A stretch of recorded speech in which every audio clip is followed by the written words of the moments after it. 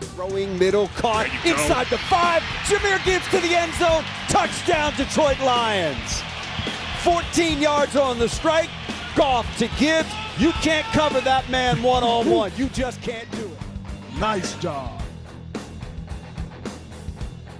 Jared takes the snap, back looking, throwing middle, got Amon-Ra inside the 2, to the 1, to the end zone. Touchdown, Detroit Lions. Amon-Ra St. Brown. Amon-Ra St. Brown.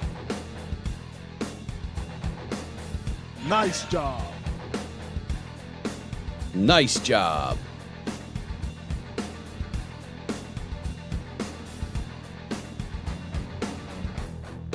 Mariota's got it back. Pressure comes. He's hit. Slips out of it. Rolling to his right. Now he's going down. Brian Branch got him. Sack for the Lions.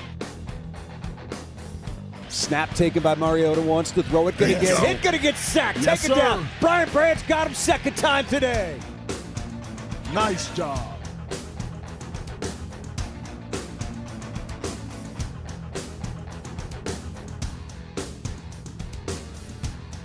Hands it to Gibbs, running right, runs through a tackle, gets down to the 10, Gibbs through the 5, still fighting down to the 2, down to the 1, to the end zone! Yes. Touchdown, Detroit Lions! He did not quit! Nice job.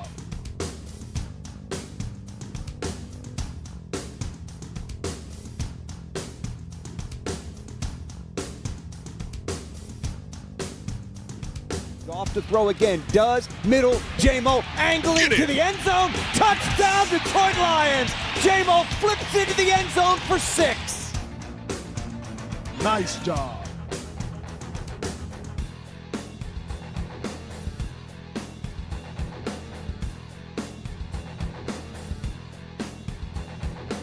You talking about gut punch up the middle, then talking about tossing it on the edge, and once you get him out on the edge, Sonic is gone.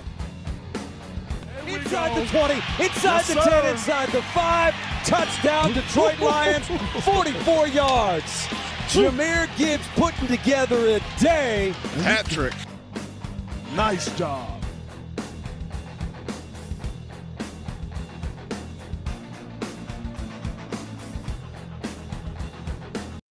Pressured by Hutchinson, he goes down again.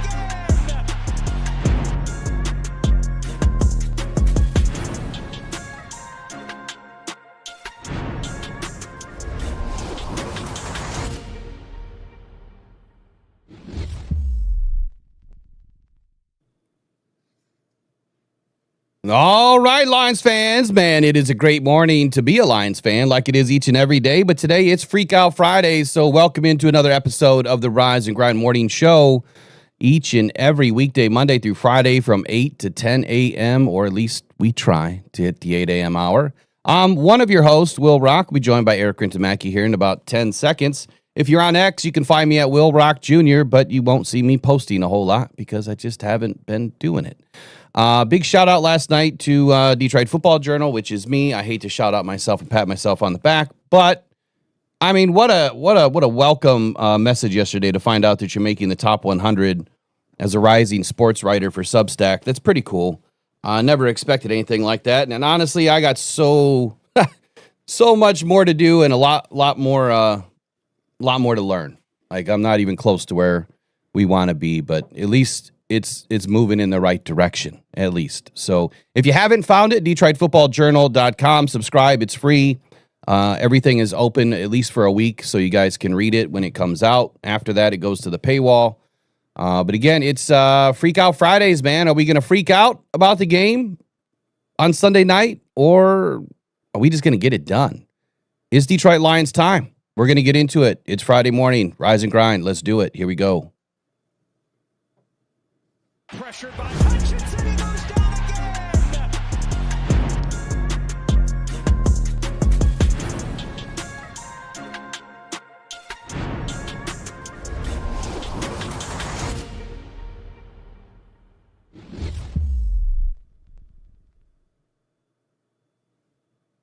All right. Good morning, Eric. And I forgot to ask for y'all to subscribe if you wouldn't mind, because sooner or later it is going to be subscriber mode only.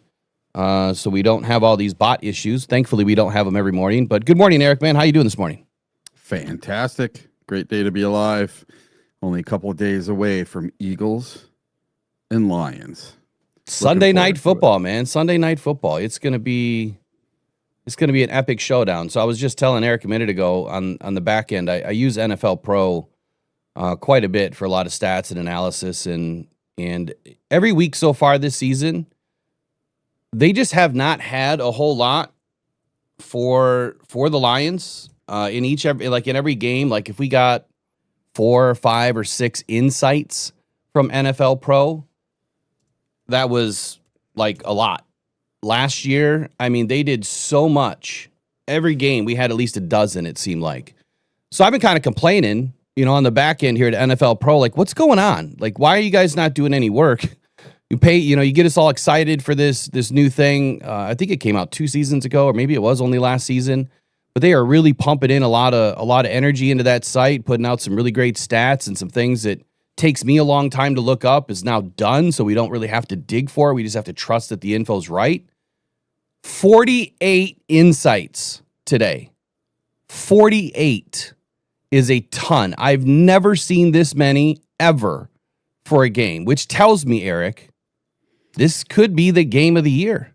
Yeah, this is going to be a good game. And if I opened this up after you said something and started looking through this and how they put the, offense versus defense, defense versus offense, and all these different categories, and they put the little check mark with either blue for Lions or green for Philadelphia Eagles. Man, there's a lot of blue, especially for that line moving from 1.5 favorites for the Eagles to now 2.5 points. And I have not looked to see who's betting what. Yeah, so I don't know which part you're looking at, but there's a few different things in here that you can, use to your advantage. It really helps you for this type of stuff to do a show. But you have like a team overview, you have the key advantages, and if you looked at the key advantages right now, which we'll get into here in a little bit, I don't want to give it all away just yet, but yeah, Lions have a lot of advantage somehow. Well, 64% of the bets this week, 64, are on the Detroit Lions. Well, I know my bets are on the Detroit Lions. Last night I screwed up. I was trying to get my parlay done, so I can write my article for the week, the Rocks Lock, which will come out today. And I accidentally pressed $5 instead of 50 cents. Well, somehow that bet is worth 30 grand, and it's still going. I know it's only been one night. It's only been one game. So we'll see where it goes. But I'm telling you, the way that I chose these, I don't even see how I could lose unless some really drastic crap happens this weekend with some of these teams. Like this week, it seems like there's a lot of the teams are pretty cut and dry. The matchups seems pretty cut and dry. But then again, last night, Eric, let's just kick it right off with some NFL news. The NFL has asked the betting sites to stop with some parlays because apparently there's going to be something coming out. Enlighten us, man. What's going on with this? All right. So the NFL is working to limit or ban prop bets amid recent sports gambling scandals. The NFL response to the gambling scandals? Well, the following scandals in the NBA, the Major League Baseball, and the NFL is moving to tighten its sport betting policies.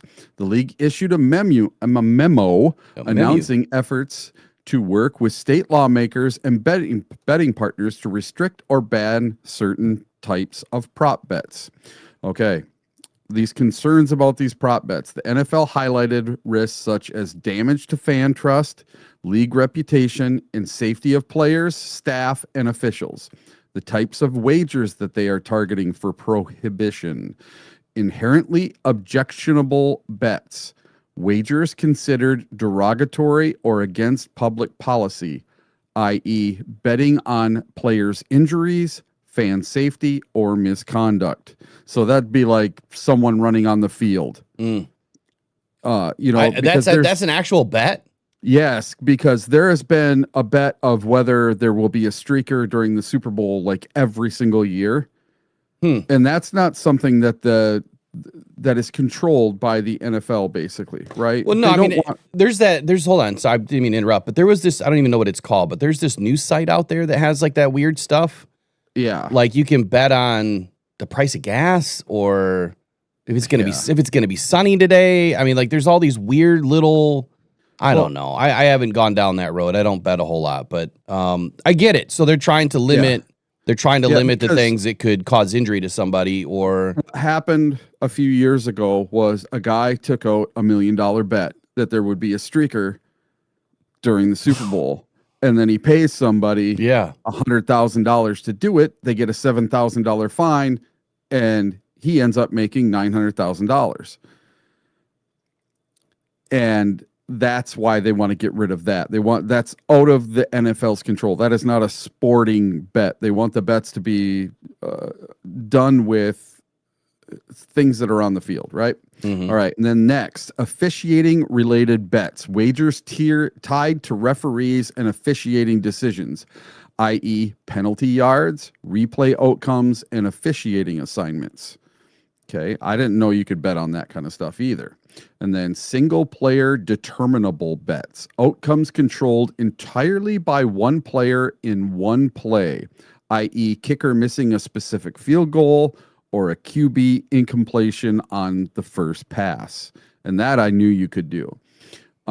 So this is compared to Major League Baseball problems. The NFL referenced Major League Baseball's recent scandal involving Guardians pitcher Emmanuel Clace, accused of manipulating the first pitch outcomes. The league aims to prevent similar risks of game manipulation within football. And I think that's pretty smart. Let's get rid of the dumb stuff. Let's keep it to regular parlay stuff and the stuff that people normally bet on. Let's before it becomes a problem, let's get rid of all this fluff stuff that doesn't matter. Yeah, so you bet on which team gets more penalties, or that. Well, even that can be an issue because, I mean, if you're a ref, all you gotta do is throw the flag one more time. Well, they want to get rid of that type of stuff. Yeah, and it makes sense. I want it to be what you do on the field, not whether you catch a pass or don't catch a pass. It needs to be how many yards you get or how many touchdowns you get. That kind of stuff. Like all of it can be screwed with. You know what I mean? I mean, but that's pretty easy to screw with stuff. I mean, all of them can be screwed with. I mean, you could be running with a football and then whoops, I dropped it. And then none of those run yards count. You know what I mean? Like David Montgomery, for instance, running down the sideline and the ball gets poked out or whatever happened on the play. But, I mean, anything could happen on any of these plays. But I do like these objective type stats and prop bets that can't, I mean, they're pretty hard to screw with them, but it's the ones that that could cause a problem. And look, am I surprised? No. We said as soon as this stuff happened in basketball that something was going to happen within the league. And Eric, this makes me think that they know something's going on, or they're getting ahead of it. Yeah, they've got some information that there's something going on, and like to your point, they're trying to get ahead of it. Something's going to come out at some point. There was that leak, I don't know, was it 3 or 4 weeks ago that I was talking about, where there was a tight end and somebody else that were taking bets from the mafia. They were doing poker games. And the poker games. I mean, these poker games were pretty advanced. They had tables that had card readers in them that could read the cards, and they had x-ray glasses and all this marked cards and all sorts of stuff. So right from the get-go, these guys were doomed. These guys that they invited high-end players to come in and play in these high-stakes underground poker games, and they'd take all their money. Yeah. It's pretty easy to do when you're cheating the system. And if it's a system that you're able to set up, you know what I mean? You're doing it at your own place. I swear to goodness, if I say, you know what I mean, one more time this morning, I don't know why that's on my brain today, but apparently it is. You know what I mean? You know what I'm saying, Vern? Golly. I told you. Trailer Park. I was an hour off. Trailer Park Boys, did you? No. Yeah, because that's what the J-Rod or whatever he says in there. Know what I'm saying? Know what I'm saying? No, I was going back to what was his name? Vern. Oh my God. What was that character's name? Vern. You guys know. Look, I'm off. Like, I'm an hour off today. I'm a whole hour off. I was going to get in the shower, and I'm like, it's 7:30? Like, Ernest, there it is. I thought it was 6:30, and no, I'm an hour off today, and I don't know how, because I was up early doing my thing. Did I fall asleep for an hour? I don't know. I guess that can happen when you have narcolepsy, and I woke up right on time. My alarm didn't even go off. I don't really use an alarm. I mean, I have an alarm, but I'm always up before the alarm. I always wondered that when I was a kid. Like, you watch your parents get up super early, or they're always up super early. Like, how do they do that? Because you're barely struggling as a teenager or whatever to roll out of bed to get to school at 8 a.m. and your parents are up at 4 or 5 o'clock in the morning and every day religiously doing their thing. And well, now I get it. As you get older, the clock just works. You've got your own internal clock. But anyway, let's get into some football stuff today. Sure. We got a big game coming up, if you haven't heard, Lions and Eagles on Sunday night. And there's something else that's starting to take shape again, Eric. We haven't even spoke about it yet. It's the frickin' Rams. Again, the Rams and the Lions narrative, again, for the third season in a row, it's happening. We're probably going to have to go through the Rams at some point. We have them on the schedules. We know that we have to go out to L.A., what is that, December 16? And that's going to be the game, I think, that's going to decide the NFC. December 14th. Is it the 14th? Okay. Yeah. So, again, this narrative, kudos to you, NFL. I mean, they've got it locked in. Matthew Stafford is playing out of his damn mind. Yes, I mean, he's having an MVP type season. And you know what? I didn't expect it. At the beginning of the season, I didn't even think he was going to play. No, not with that back injury. I thought for sure he was done. Me too. And I don't know what treatment he got, but I want it. I was just at the doctor last night talking about a treatment plan to kind of figure out how to fix my failed back syndrome. And yeah, there's really no treatment plan, so I got to go see a new surgeon and see if they can come up with something different. Everything is collapsed now from the cervical all the way down to the lumbar. I got 5 more herniated bulge discs. 5 more. Right? I've already had 5 repaired, I think. 5 repaired, 5 levels. So I don't know what he did or what he got done, but I want it, whatever it is. I don't know if it's stem cells. I just don't want the umbilical cord or the baby stems. I don't want any of that. I want my own. I don't know where to do it. I don't know if the States is, or if we're allowing it at the level that, Mexico was or overseas. But I think that's something that I want to go down the road and get checked out, because how do you turn it around like that? You can barely get out of bed is what he was saying, and could barely move, didn't practice all summer, and then now you're playing like this? Maybe he needs to be dope tested. I don't know, but I doubt it. I think he's just Matthew Stafford, man. He's given it all he has, and this is going to be the matchup of the season after Sunday night's game. That is going to be the matchup of the season for the Lions, is going in and taking down the Rams in LA. That's going to decide the NFC, I think. I think the Lions are going to stay. I think they're going to stay on top, and spoiler alert, I think the Lions are going to win on Sunday night. Well, if we go back to when we predicted the season, right before the season started, I had the Lions going 13-4. Mm-hmm. And in this half of the season from Philly on, I had the Detroit Lions losing 2 games. I had them losing to Philly, and I had them losing to the Rams. Now, I had 27-24 Philly before the season started. And I am going to flip-flop on this. Because we lost to the Vikings, I have to make up for it somewhere in this second half of the season to keep my 13-4 going. Otherwise, we'll be 12-5. So I am going to flip-flop my score of the Philly game and have it be 27-24 Lions. So you called a loss for the Lions against the Eagles, and now you're going to flip it to a win? Yep. Cheater. I am. Cheater. And what do you mean? I'm just messing with you.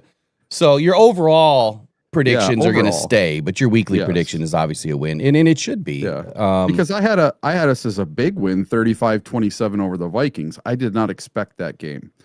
That was a trap game. That's the first time the Lions have been caught in a trap game. I would agree. I don't think they thought it was like, I don't think the Lions failed themselves. I really don't. I don't think they overlooked the Vikings. I feel like it was just a perfect storm, I think. You know, Johnny Morton was, I hate to use That's part of it. I hate to use the word pathetic, but that was probably one of the worst called games I've seen in a long time offensively. I mean, during the game, there was just like we've spoken about it. I mean, we've kind of beat this horse a little bit, but there was no rhythm. And Dan Campbell, immediately put the rhythm back into it, last week against Washington. And that's exactly what needs to happen. Speaking of Johnny Moe, so let's transition for just a moment here to Johnny Moe. Yeah. Yesterday's press conference, once again, I don't get it. I've never heard a coach speak the way that he does. It's different, isn't it? So it's like zero football lingo. He's asked direct questions. What would you have done different, or what would you do against the Eagles, or what would you do against this team? And it's they play tough. Yep, they do a good job. Vic Fangio's defense has never changed. He has all these guys. They do a great job. Huh? I coached under John Gruden. He keeps saying under that. Sean Payton. Right. Every freaking week he brings up Gruden and Payton, and it's like, dude, you coach under Dan Campbell now. Yeah. Dan Campbell coached under those guys, or I don't know if he coached under Gruden, but Payton, obviously.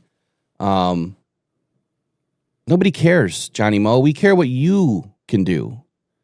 Mm-hmm. The one thing I did like is that he said, I'm not going to just, mope around. The one statement I absolutely loved is, I'm not a starter anymore. I got to figure out how to be a starter again. I love that energy. I love that he's saying he's not going to mope around. He's not going to give bad energy to the team. That's not what you would expect the players to do. That's not what I'm going to do. I love that part of it. But what I don't love about Johnny Moe is we get zero football lingo out of this dude's mouth. When he opens up his mouth and starts the press conference, it is not good. When he starts to interact a little bit and starts talking about things that he's passionate about, then the Johnny Moe starts to come alive. If I'm Johnny Moe, I'm coming up to the podium and I'm saying questions. I'm not saying anything else. I'm saying good morning. How's everybody doing? Glad to see you here. What you got for me? And I'm leaving it at that. And the PR team, I think, should step in front of that, because he looks, don't kill me for saying this, it sounds uneducated from a coach. Now, I'm not a coach. I don't have a fingertips worth of knowledge that Johnny Moe does when it comes to football. But why can't he give us something that he saw maybe he would have done differently? If you don't think that the other teams don't have the tape and can't see it and don't realize it and don't know what to do to help, their defense beat you, well, they do. You're not telling them anything that they don't know, but you could at least tell us, yeah, you know what? On this play, I saw it going this way, and maybe we should have done this instead. But we don't even get that from him. So that's losing confidence, right? I'm losing confidence even more so in the guy because he can't even address things head on. Now he's in a position where he's going to help Dan Campbell. And he's going to do everything that the OC does week in, week out, and he's not going to call plays. Obviously, Dan's going to be a little bit more involved than just kind of showing up on game day like, hey, give me the sheet. I'm just going to go to work. Obviously, Dan is in it to win it every single day.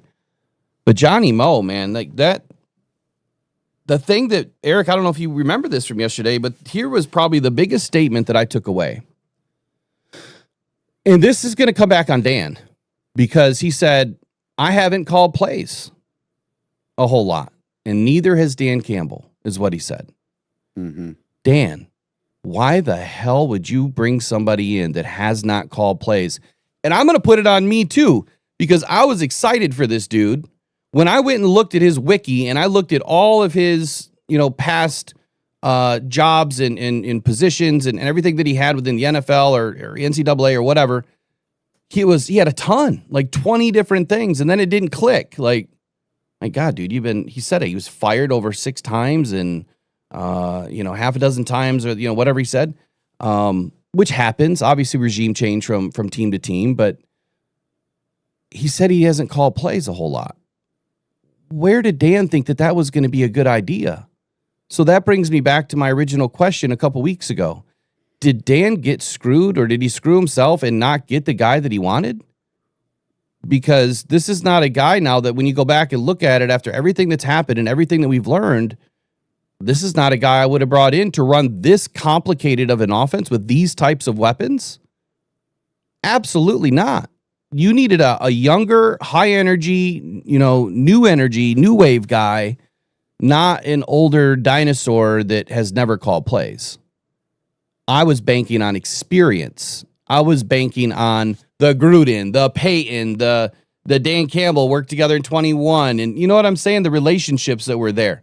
I had no idea this dude didn't call plays. It never stuck out like a sore thumb to me, and now it does. And now I'm going to put that on Dan. Dan, what happened?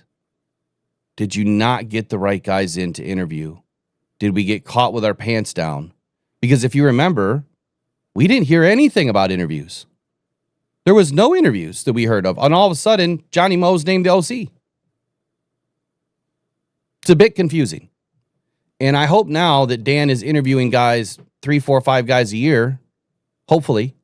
And hopefully it's internal hire, which shout out to a few of you that messaged me yesterday. Really love the Hank Fraley article. Look, I think he's the guy. I know that some of you don't think he might have the right energy, but I think he does. More importantly, he has the experience. Now, he doesn't have a whole ton of experience calling plays, but he's going to get some of that. And I think that, I guess you can use my own words against me. He doesn't have a ton of experience calling plays. He's going to need some experience. Dan's going to have to get him some experience. So anyway, after saying all that, Eric, what did you think about the press conference? What do you think about Johnny Moe now that we're kind of learning more to the situation? Yeah, this is kind of a depressing subject. Mm-hmm. It is. And I don't want to sit and go over it and over it and over it. Johnny Moe's up in the box. He's the eyes in the sky now. And Dan Campbell's calling plays. And I don't know if you got a chance in the Lions stuff of mine. But I have. Well, give me your reaction here. So Johnny Moe. Yeah. Do you consider this a failure by Dan Campbell? By bringing in a guy that's never called plays? I don't. Yeah, how do you not, though? He's the one that's responsible for his staff. Yes. But you have to give people a chance. Okay. You have to let people fail on their own. And when you see that something is going away, because we're 5-3, it's not like we were 0-6 or 0-8. 6-3. We're 6-3. Yeah. So I mean, it's but we were 5-3 at the time when Dan took over. Okay, so how much of that though is Jared Goff? How much of that is having these weapons that were able to overcome your ineptitude at being able to handle this offense?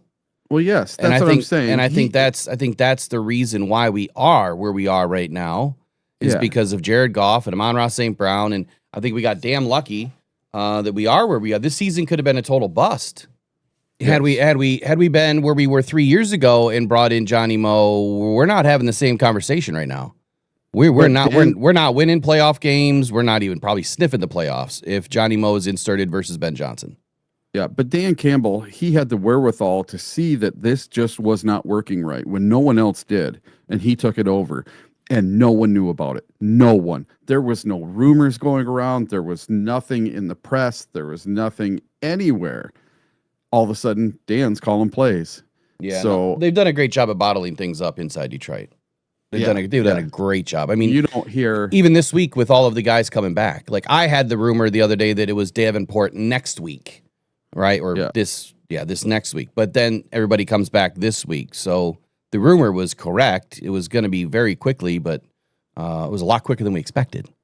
Mm-hmm. And not to get just one guy back, to get 4 guys back or 3 guys back, whatever it was. So anyway, look, I'm not trying to pound Johnny Moe into the sand. I'm just saying, like Dan Campbell we can't make this mistake again, because if you do believe in a Super Bowl window, this could have totally derailed it. And if Dan Campbell was not able to be the chameleon that he is, Dan doesn't have a ton of experience calling plays. Now, obviously, he got some experience when he was in Miami, but he had a ton of other things he was trying to handle at the same time in Miami, like trying to learn how to be a head coach. Mm-hmm. So it's real for Dan. I think the difference is Dan has his fingerprints on everything, and he understands his guys at a much higher level than what Johnny Moe does. So where do you want to go next? Well, I want to lighten the mood. So in the Lions topics, right above my 5 bold takes, there's a link to video. If we could play that video, that would be really awesome. Yeah, but you're going to have to come back to that. So where do you want to go next? Okay. Which article are you talking about? Which headline? It says, what did the Kelsey brothers really think of Dan Campbell calling plays in his reading glasses? And it's where? Pretty good. It's funny. So it's right above Eric's 5 bold takes. It's the first thing above that. All right. Where's And there's a link straight to the video there. So it's on Instagram? Mm-hmm. Yeah, it's a vertical. Yeah, I don't have a vertical setup. Yeah, give me a few minutes. Okay. Give me a few minutes. on Well, while you do that, why don't I go around the NFL in 60 seconds? that. Okay. I could do that.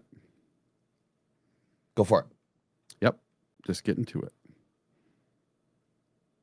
So let's go around the league in 60 seconds. Just a snippet of yesterday's NFL news. According to Adam Schefter, Brock Purdy will return as San Francisco's starting quarterback Sunday versus the Arizona Cardinals. Head coach Kyle Shanahan told the 49ers game plan. The Jets, they placed wide receiver Garrett Wilson on injured reserve before last night's game, and he will now be out a minimum of 4 games. Vikings, they upgraded J.J. McCarthy from limited practice on Wednesday to a full practice today, putting him on track to start Sunday. He injured his right hand in the last game, and he has a wrap on his right hand. The Houston Texans will officially be without their star quarterback for the second straight week. Head coach DeMarco Ryans confirmed to the media today that C.J. Stroud has been ruled out for Sunday's game against the Titans. Stroud missed practice again today, and he remains in the concussion protocol. Veteran Davis Mills, who led the team to a win last week over the Jaguars, will get his second consecutive start. The quarterback situation in Cincinnati is getting complicated.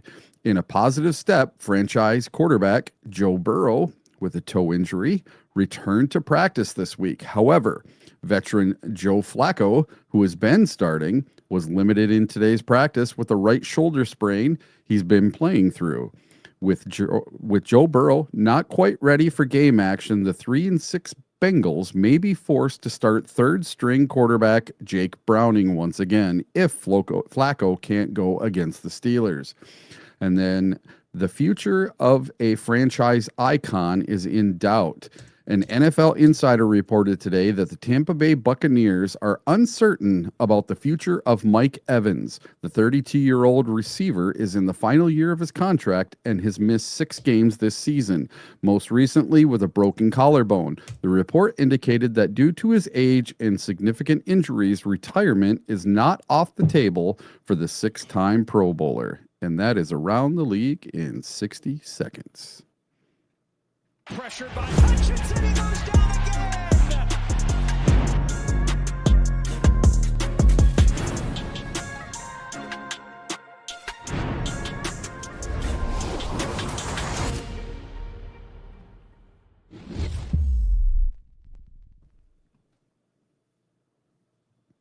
All right, let's try to get this thing rolling here. I don't ever go on Instagram, so let's see if this new play caller over there in Detroit. Dan Campbell. Dude, the readers. I love that sideline pick. Dan Campbell had over 500 total yards with those glasses on, man. I might give my stamp of the week to those readers. Somehow still looks incredibly intimidating with glasses. I'm not f***ing around with that. It's the traps coming out of the T-shirt that tells me I don't need to bark up that tree. It's the red skin that just tells you that, like, his blood is just pulsing to, like, areas. He's waiting. waiting. He's just waiting to explode with rage. He's already halfway to boiled. Just this big yoked freaking dude with the readers on. I'm like, God damn, that's a freaking look. I love Dan Campbell. How can you not, man? Knee biting, baby. Let's fucking go. I love it. Hopefully that'll probably get copyright hit. I didn't realize it was coming from New Heights, but okay. I haven't watched this one in a minute. I haven't watched them. I kind of stopped watching them for a hot second just because that Chiefs game really burned me up, man. Yeah, I figured it was okay being highlights from the show and not the whole show, you know. Yeah, we'll see. We'll see what they do. It's not a big deal. I mean, look, the morning show makes like $5 a day, so yeah, it's not that big of a deal. It's really not. I just don't want to get, copyright strikes. I thought, though, after the depressing Johnny Morton section of the show, that having something a little more lighthearted about Dan Campbell would be the perfect way to get everybody laughing this morning. Yeah, well, another good thing here is I got this new mic arm, and I feel kind of back to normal, man. This contraption over here by HyperX is the worst piece of plastic I've ever purchased. It is terrible. I like your mic position now too. We can see your mouth. Yeah, that was the other problem I kept having because I couldn't position this thing in a way that, with all these screens everywhere, like I got to have things that fit right. And yeah, I don't know where my other low profile arm went because I have a Shure, I have an Elgato, and I have some other one. But I'm gonna get another one too because now they make one with a gas strut. Yeah. So that like this mic's really heavy, like super heavy. But when I get my new mic, when it actually whenever it shows up, that one's even heavier. And so I might need my beautiful pearly whites now, right? Yeah.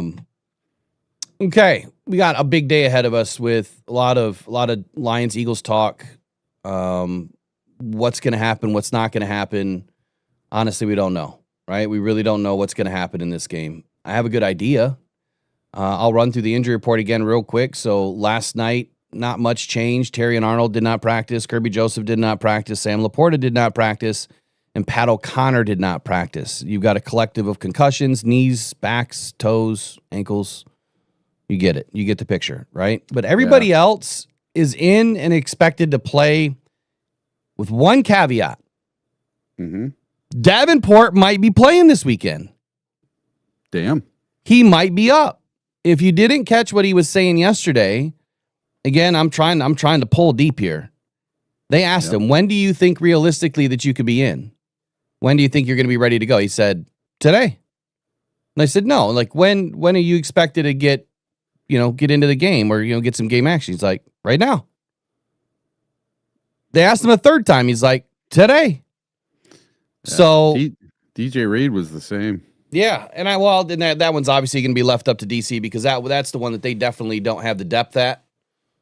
We have a lot of depth, and I have multiple things that are actually going to hit today. I scheduled things off yesterday. I don't know why I'm so off between yesterday and today, but I've got some things coming out to talk about, all of these things. And DJ Reed is someone that when he gets back, we can't lose him again. Mm-hmm. So if they slow walk this one, I wouldn't be surprised. The thing about Kirby Joseph, like this one has got to get figured out sooner rather than later. What are we doing? Because leaving Kirby on the sideline like this, I get it. You're trying to get him healthy. He needs to be healthy for the long haul. We still have half a season to go, and it's concerning. He's not going to play this weekend from what I understand. He's out. I know it says DNP, and there's no definitive marker on the sheet now that says he's out, but I'm hearing he's out. And if he's out, he's out. Sam LaPorta, I'm less concerned about. I think he's in. I think he'll play. Penei Sewell obviously is good. Taylor Decker's good. I mean, even though they're banged up, they're playing. Aiden Hutchinson, I mean, that whole thing yesterday, he had no clue what his injury was. Like, what? How do you not know what your injury is? That one was kind of like, it's a little fishy, but I guess he's got an elbow. He did get up after a play during the last game and held his elbow. Yeah. So he did have a little something. He had a little something, but he didn't even know what his injury designation was going to be. Yeah. Which you went to the trainers, right? You saw a doctor. I mean, don't you know what hurts? Yeah. So I don't think know. the worrisome one for this weekend is Amik Robertson. We may really have to lean on the Legion of Whom because we're not going to know who the heck we have out there. If he's limited, he should be good. But if Amik is limited, DJ Reed's not out there. If Terrion Arnold's not out there, if Kirby Joseph isn't out there, oh my God! I know it's I know it's against Jalen Hurts, but all this talk of AJ Brown wanting to get back out there and do some stuff, he might get his wish. Well, I will say this. This game is starting to boil down to two things. Two names. And that's it. If you can handle these two names, we have a shot. I'm telling you right now, assuming that the injury report goes the way that it's about to go, the Eagles are going to score more than 20 points. And because of that, you just have to stop two guys. It's going to be really hard to do. Saquon Barkley has not been the same. And I'm not going to go deep off into this. I'm just going to give two quick comments here. But Saquon Barkley has not been the same over the last several weeks. You gotta shut him down. You got to keep him under 80 yards. That's my goal. Keep him under 80. Jalen Hurts, same thing. He can pass the football. And he can definitely throw some dimes. You're going to have to make him beat you with his arm. If he's allowed to run, if Saquon's allowed to run, this game's over. So you have to shut those two down. I don't care what else happens in the game. I don't care if we give up 350 passing yards. You have to shut those two down, and you just can't let them score. That's it. They can go from 0 to 20, from end zone to 20, and do everything that they want to do. When you get to that red zone, you shut them the F down. That's the game plan. Now, obviously, Calvin Shepard has a better game plan than that. There's going to be a lot involved in it, but it's taking care of those two guys first and to let the pieces fall where they may, because we still have a pretty damn good offense ourselves. And if you don't think that Dan Campbell has a plan for these guys, he does. Calvin Shepard has a big plan for these guys. He was hyped up yesterday about his DBs not playing to the level that he felt that they should have been playing last week. He felt that they left a lot on the table. He felt that they should have played a lot better. What did Mariota have? Like 186 or something like that, or 190? Yeah. And he felt that was way too much. Did a good job against the run, but that was way too much in the pass game. I love that energy out of Calvin Shepard. And he's expecting more out of these guys. And he keeps bringing up Art Mollett. He has a lot of faith in this guy. So if he has a lot of faith in him, I have a lot of faith in him. Because Calvin Shepard has proven himself immediately this season that he knows what the hell he's doing.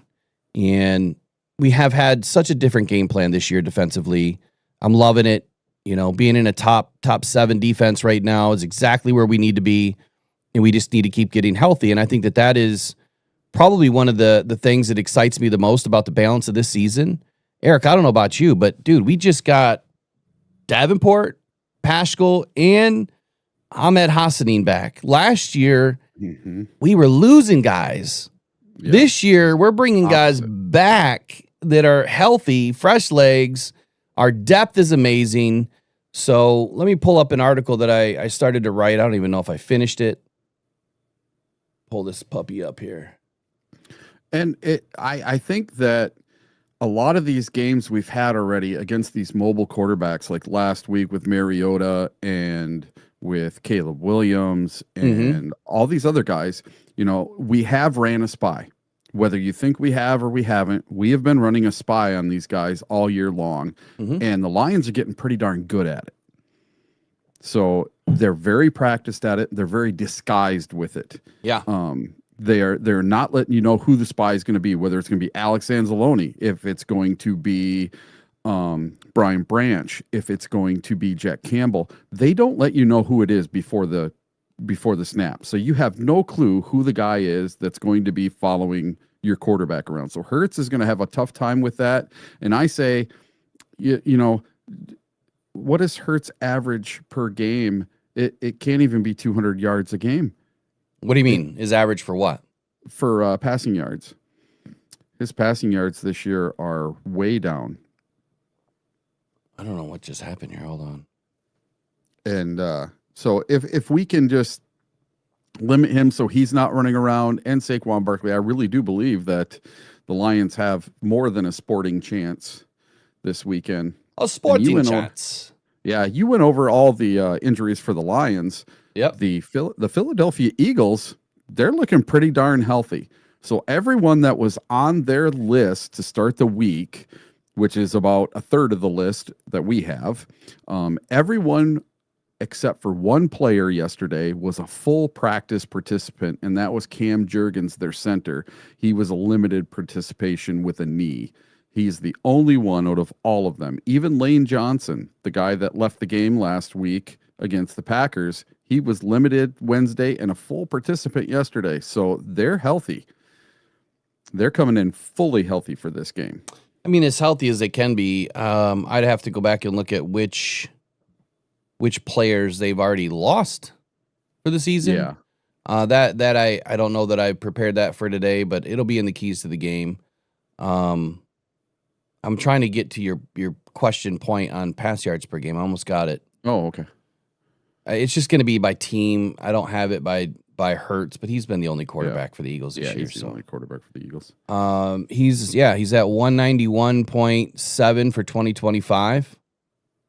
Where's he at again? Hold on, I just moved it. There we go. 191.7 on the season. He threw 217 over the last 3, 183 in the last 1. And at home, he's averaging 188.5. So less than 200 yards a game, home or away, average this year. Last year, not much different. 181. He was actually less last year. Yep. He was 10 yards less last year. You said you thought he threw more last year. But Saquon was on fire. Yeah, that was over 2,000 yards, of course. Yeah. When you have Saquon tearing it up, you don't need to throw for a whole bunch. And when you're tearing it up on the ground, you don't need to throw for a whole bunch. But he's not tearing it up on the ground this year, and neither is Saquon. So they are not as dynamic as they were last year. Yeah, just a quick pop-out stat for rush yards per game. As a collective, the Eagles right now are averaging about 112 a game for 2025, 144 over the last 3. So they've had some pretty big games over the last 3, but on the season, it's 112. The last game was 111. At home, they're averaging 141. On the road, they're averaging a lot less, about 88 yards a game. Last year, though, big difference. You're talking an additional 40 yards a game. 184 average over the season. I don't have the home or away stats for 2024. But yeah, to your point, look, 112 yards. I'm even good with that as a collective. Saquon needs to be under 80. Hurts can't have more than 30. But I want to keep these guys under 100 overall. I really do. And I think that we can do it. I haven't gone into, it'll be in the keys of the game. What I like to do is I'll go in and look at, some of the tougher defenses they faced. What did they do against those defenses? Is it the similar style of a defense that we play, like a 4-3 scheme versus a 3-4 scheme? What were they running? Were they running a spy on Hurts? And did that lend to more rush yards for Barkley or less, yards? So I try to analyze some of that stuff. It takes a long time to dig through all these games. So I just try to pinpoint a couple of teams and I'll do that for today. So it'll be out later on, probably this evening. All right, so I started writing this article. Right, I'm just going to share a little bit of it because the headline to this, or the opener to this, is Brad Holmes didn't panic at the deadline. Okay, and you know exactly why, or we know exactly why now. 4 defensive weapons have just shown back up in the locker room in the last week, or last week and a half, really. And this is a Detroit Lions championship caliber defense that is now healthier than last season, and it is just now reloaded with even more starters. That is the ticket. We're not just bringing back depth. We're bringing back starters. Josh Paschal was a starter all last season because he was thrown into a mix where he had to be, right? And he was one of the last men standing. So breaking down the changes between what had happened and what is about to happen, this is a much different dynamic, a much different opportunity for the Lions this season. Josh Paschal, Marcus Davenport, Ahmed Hassanin. Obviously, Ahmed's going to take a minute, but they're all back. And if that wasn't enough, now you're getting DJ Reed back. By the time he's back on the field, Terry and Arnold should be back on the field. And by the time Terry and Arnold's back on the field, hopefully Kirby Joseph is back on the field. So even if we go out and project to week 12 or 13, hopefully we don't lose anybody. That is probably where we're going to be our healthiest all season. Week 13, 14 at probably the most. And if we can just stay good from there on out, we're going to be one of the healthiest, most loaded teams in the league. So my biggest statement with all this is why, all of these other people are, crying and slamming, pumping their chest and slamming their fist and, crying over an edge rusher and want to get an edge rusher in and all this, yada, yada, yada, right? Well, Brad Holmes is over there playing chess while all those people are still playing in the sandbox, right? With their wet diapers on, full of sand. Brad has taught you again. He's taught all of us once again that he doesn't panic. He knows what's going on with his team. They expected to get these guys back. And if you think that there is a better option than bringing in an outsider, than a guy that has been in your system, I don't know what game of football you're watching. Because hands down, I would rather have a guy that knows my system than a guy that has to learn my system. Especially in a system like this. A lot of these defenses are similar, right? A lot of the, things that they do is similar. It's the language is different, right? And some of the keys are different. Some of the assignments are different. Obviously, you're playing with a different level of players, from team to team. And that, I think, is the biggest hurdle for bringing in a free agent is it's not just learning the system. It's not doing what maybe you were doing that attracted you to the team to bring you in. It's gelling with the guy to your left, to your right, in your front, and in your back. You need to have 360 degrees of cohesion as a free agent. Whereas a guy that has been in your team or on your team for a minute doesn't necessarily need 360 degrees of cohesion because it's already there. They already know these guys. And so they know, man, I know that Derek Barnes, I know what he's going to do on this play. And I trust what he's going to do on this play. And Anzo, I know where he's going to be on this play. And I know how good he is at getting to the sideline and dropping back in coverage and taking on the tight ends. And you know what? That guy in front of me, he's now back, Ali McNeil. I know that I don't have to worry about those two gaps right there because that's his assignment. And DJ Reed's taking up double teams.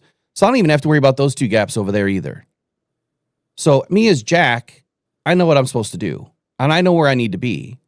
And I've got my 360 degrees of cohesion around me. That's the difference. So when you bring a guy in like Marcus Davenport, who, I get sick of the narrative, but it's a guy that is going to come in and do something totally different than what teams have already witnessed from us this year. It's a totally different style of an edge than what AQM is.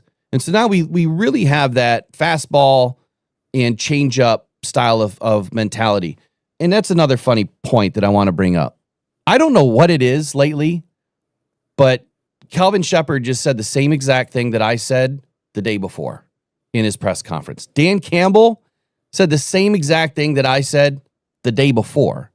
So I say it the day before. These guys are saying it in the press conference the day after. Not because they watch the show or listen to the show. It's not what I'm saying.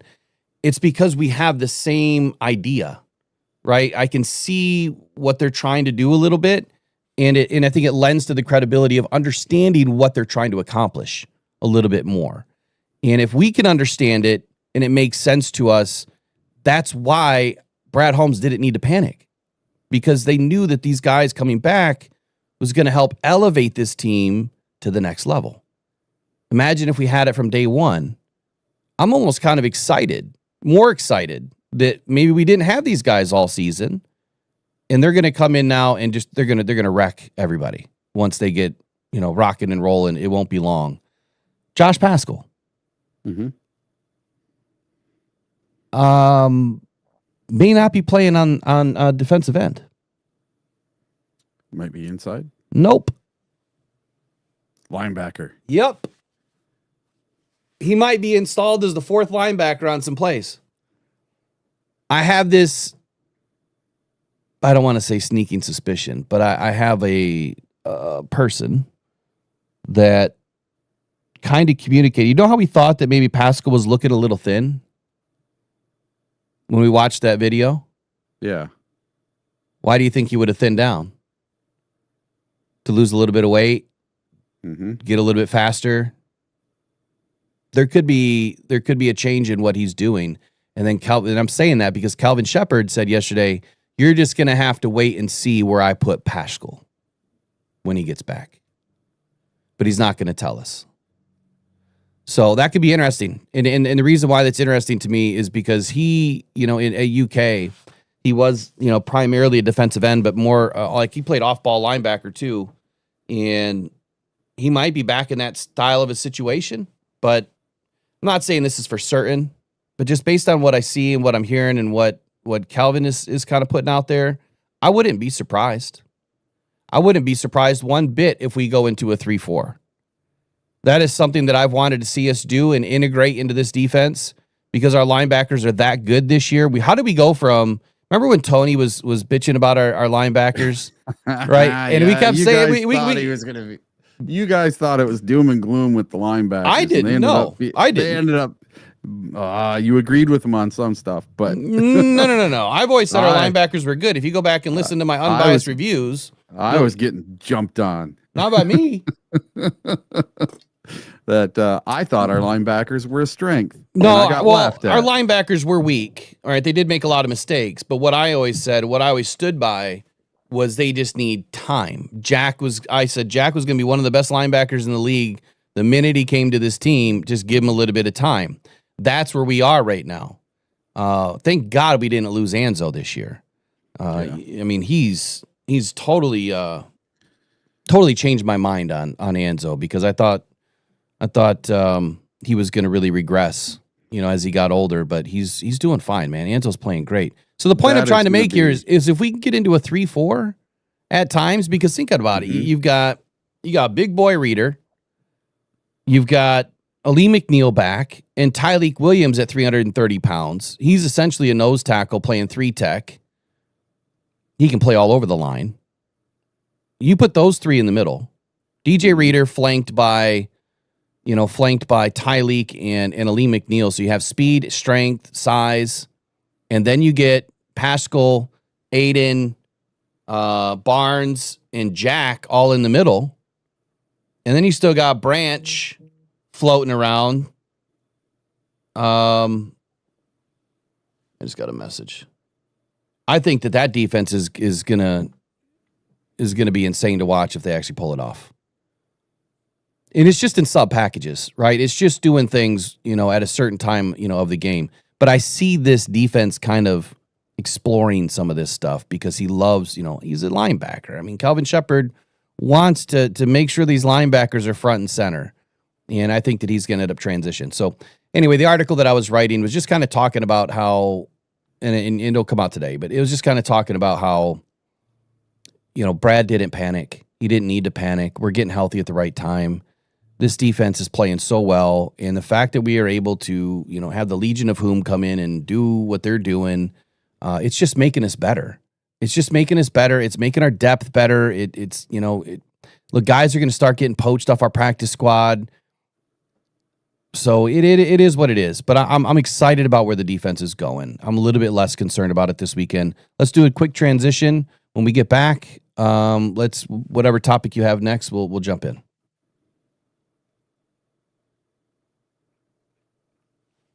Pressured by Hutchinson, he goes down again.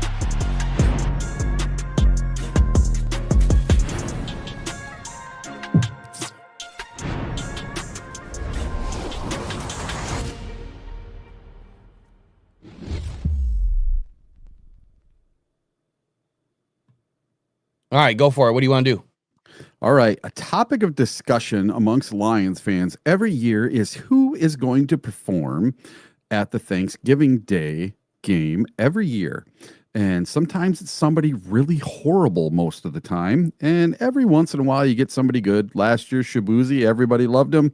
Wasn't my kind of music, but that's okay. Now, Eminem is set to take care of the Thanksgiving game halftime show entertainment through 2027. Eminem and his manager Paul Rosenberg have been named executive producers for the Detroit Lions Thanksgiving halftime show through 2027. The Detroit Lions announced the partnership on social media, stating that the duo will consult on talent selection and all aspects of the show's production. This partnership is a multi-year deal set to run through the 2027 Thanksgiving Classic. Fans have reacted with excitement, with many hoping this means the halftime show will be Super Bowl level and that Eminem himself might perform. It has not yet been announced if Eminem will be one of the performers, in addition to his new producer role. Paul Rosenberg said it is an honor to be part of the greatest tradition in Detroit sports and that they look forward to creating unforgettable shows. So what do you think about that, Detroit Lions fans? We might even get Eminem for a halftime show. And I know a lot of speculation was all year long was that Eminem was going to be the halftime show this year. So what a great halftime show that would be against the Packers to have Eminem, the man, actually there doing his songs. Yeah, I think it'd be pretty cool. I don't think he's going to be doing the songs, though. He's producing the artistry. He's going to be bringing in the talent and, getting everything kind of set up. And he did leave it open. I just don't understand. He may perform. Yeah, I just don't understand why he's never done it.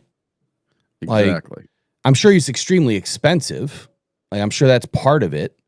Yeah. And I don't know that he would ever do anything just because, he loves his Lions, but dude, just do it for free, man. They play his song and show him at every Lions game. Yeah. Well, and they pay for that too, They pay for that. Of course, I say do it for free, but it's like, how many of you would do something for free if that's your job? Like, that's what you get paid to do. It's kind of, I shouldn't really say that. It's kind of disrespectful to say, just go do it for free. But, yeah, that's the fan in me saying do it. I have one I forgot about. Go ahead. So remember yesterday I was talking about AJ Brown and how he went on a gaming podcast kind of thing, a Twitch thing. And he was very disturbed by his role in the offense. And he said that the Eagles offense was shit. Okay. Well, today something new came out. Eagles owner Jeffrey Lurie and AJ Brown have a meeting after practice yesterday. Yesterday at Eagles practice, Big Dom got Eagles owner Jeffrey Lurie and AJ Brown together, and it looked like they had a very good conversation about AJ's frustrations, and they all want the offense to be better. And this was reported by NBC Sports on their official X account yesterday. And they posed this question: ask yourself, what would you do if someone you were paying $32 million a year constantly complained about their job? You might want to go have a talk with them. And it appears that Mr. Lurie, the owner of the Eagles, went and had a little conversation with AJ Brown yesterday. So we'll see what comes out of that. So he had a conversation with the owner? Yeah, the owner came to practice to talk to him yesterday about his situation in the offense. Interesting. That's crazy that the owner has to step in. Yeah, I mean, what's going on with Howie, and why can't Sirianni or whatever, why can't they get this thing nipped in the bud? But look, I don't want anything to happen. Keep that dude on the shelf, man. He's fine right where he is. You stay right there. Next week, do whatever you want. 1 sec, I just got to send out this email.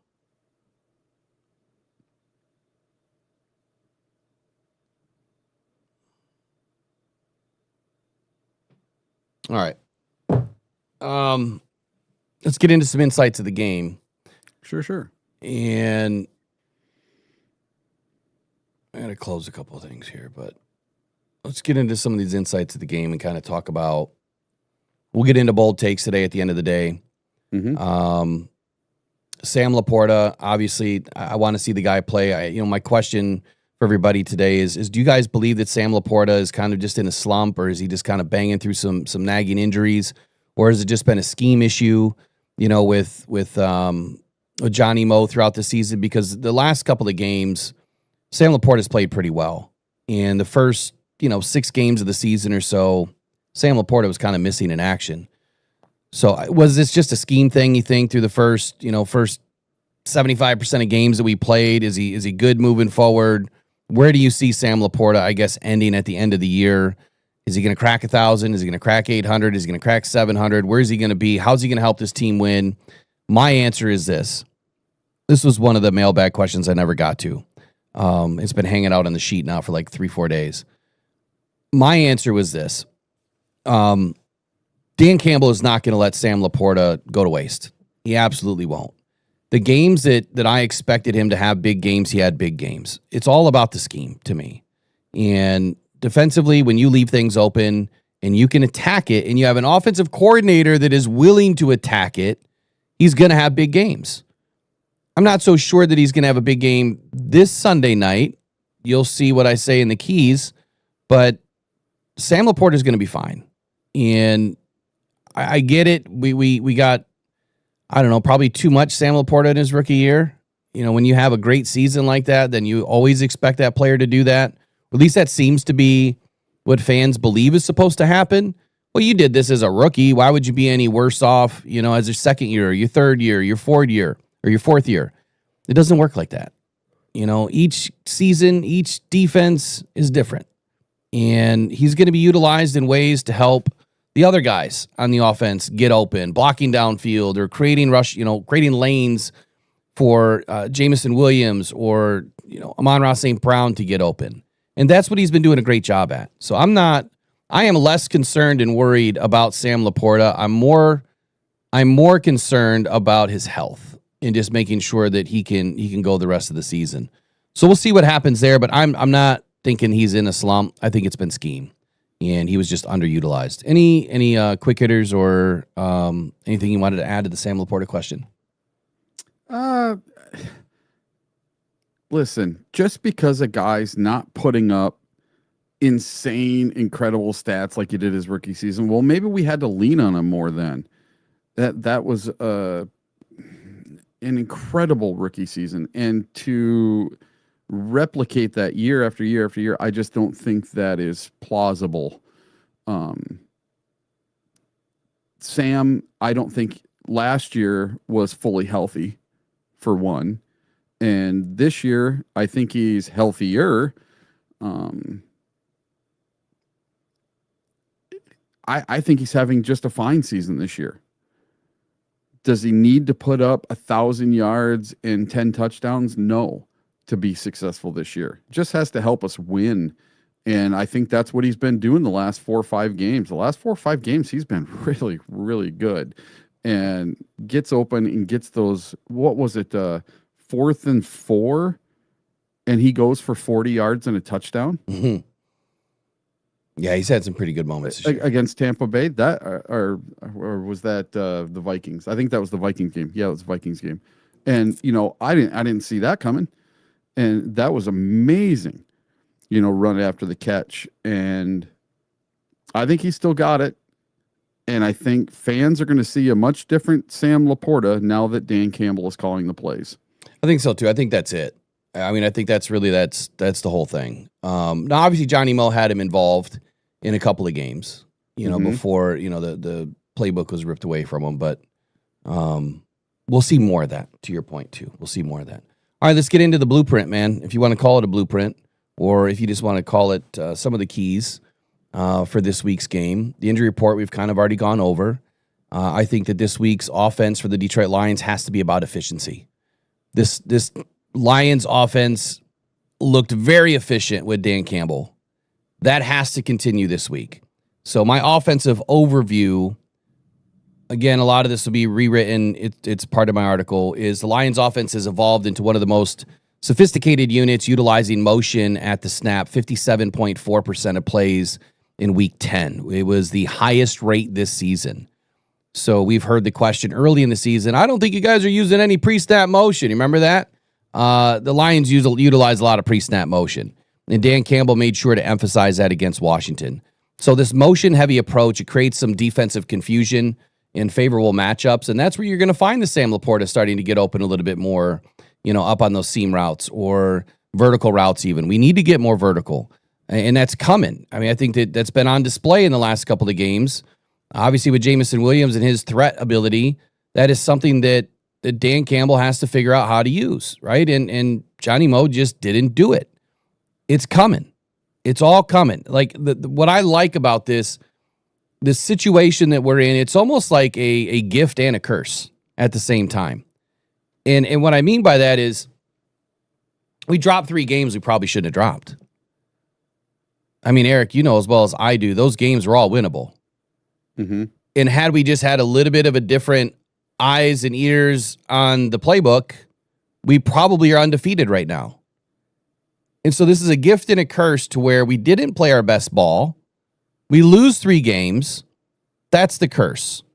The gift is, well, now you have new eyes. You have this reinvigorated energy now within the locker room. There's a buzz going on now. Like these guys are all hopped up on Dan Campbell. You can see how they responded to him. And so now you have a new set of eyes, and it's kind of a different flavor of ice cream. The teams that are looking at our old tape are looking at Johnny Moe. So I'm going to throw this at you. Was this planned? Was this a planned attack by Dan Campbell? Did he just totally pull the wool over everybody's eyes? Was something secretly going on? Is this just a big game? Because part of me wants to believe that. Part of me wants to believe that they were planning to do this at the halfway point of the season. And the reason why I say that, I mean, yeah, the tape, with the guys running their routes and doing their thing, that's not going to change. But the way that the plays are dialed and called and how the game is rhythm, in rhythm, that changes now from play caller to play caller. So you're looking at the previous 8 weeks or 9 weeks or 10 weeks or 9 weeks, and you see a different team. Week 10 is a new team. So now going into the last half of the season, it's glass half full again. You've got the energy, like I said, new play caller, new rhythm, new tempo, new style. Everything's changed. How are teams going to be able to keep up with that? Because they've been studying us for 8 weeks now, or 9 weeks. So that's one thing that was on my mind last night. Did they do this on purpose? Is this is this some gamesmanship going on here? As far as the Commanders go, that's the genius of Dan Campbell. Nobody knew until halfway through that game that he was even calling the plays.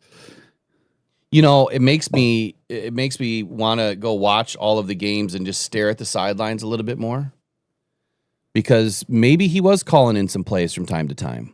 Well, if I remember correctly, someone was saying that all through this season, Dan has been holding a placard instead of the one that, hangs off of his belt, side of his pants, on his belt, on that little stringy thing. He's been having a play sheet in his hand a lot more this year. But this last game, he had the big board. He didn't have that before. I'd never seen that in any game. I'll have to go back and do a quick watch and just and look at some of the prior games. Yeah. Maybe against the Vikings, and see what was going on in that game with Dan Campbell. So back to the motion-heavy approach that we did against the Commanders. I see a very similar approach obviously being used against the Eagles here. And, you want to create chaos and confusion, create the favorable matchups like I was saying. But combining this with the jumbo personnel. And last week, one of my biggest keys was get some help to Taylor Decker. Get some help behind your rookie guard. Get some help on that offensive line. Get into the 6 and 7 man protections. Bring in an extra offensive lineman. What did Dan Campbell do immediately? Well, not only did he have Dan Skipper out there as a 6'9" decoy, but they did bring in extra help. Now, I didn't go through and count how many plays that they did, but it was there. It was evident. It was working. Jahmyr Gibbs blew the doors off the place. So utilizing those two combinations of motion-heavy, jumbo-dominant setup this weekend, if I'm going to take what Johnny Moe said about Vic Fangio's defense, is they don't do a whole lot. They don't move around a whole lot. Well, what does he mean? Are they not stunting or are they not twisting or, they're not, what are they not doing? So I'm just going to assume that the front seven, which is not true, don't do a whole lot. They just run straight, right? They just blitz straight. That's not what they're doing. So you need some extra help against these guys. They do try to win with their natural 4. They do that. So if you can isolate those 4, it will help you out. That will help to get Jahmyr Gibbs isolated on a linebacker. Jared Goff is going to be the most important key for me this week. He has to be elite. This has to be a game that he cannot, he has to be almost damn perfect in this game. And I hate to put that much pressure on him, but he's already playing at an elite level this season, leading the NFL with a 74 completion percentage, or he was the last time I looked. He's highly efficient when facing pressure. Obviously, the game that we had against Minnesota didn't go our way. Almost every quarterback is like that, but he is the third most blitz quarterback in the league. 48.3% of the time, Jared Goff is blitzed, and he holds a 137.1 passer rating when blitzed. First in the NFL. Now, there's a difference when you get a blitz with pressure. That's where it changes. So blitz us all you want. Jared's going to carve you up because you're leaving holes in a zone defense, especially if you're playing in a box zone. There's going to be some holes. It's the quick release by Jared Goff that has been extremely elite this year. 2.51 second time to throw average is not just about Jared Goff being quick. That was more so because you're trying to time against the defense in the blitz, or you're not given as much time to throw. However, I believe with Dan Campbell and what we saw last week against Washington, that quick throw is by design.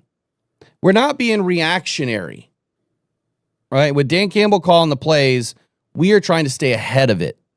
Look, blitz is coming. Okay? It's 2-step drop, balls out.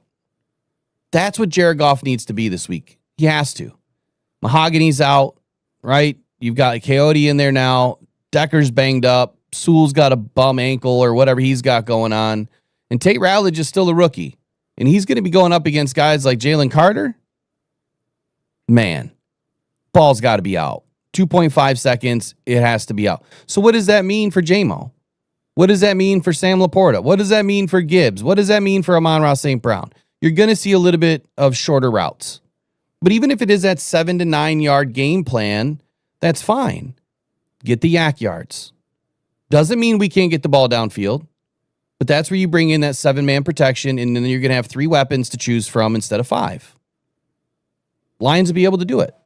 Offensive weapons are elite for the Lions. Talking about Amon-Ra St. Brown. He's a specialist on these in-breaking routes. 50.1% of his routes run this year are in-breaking routes.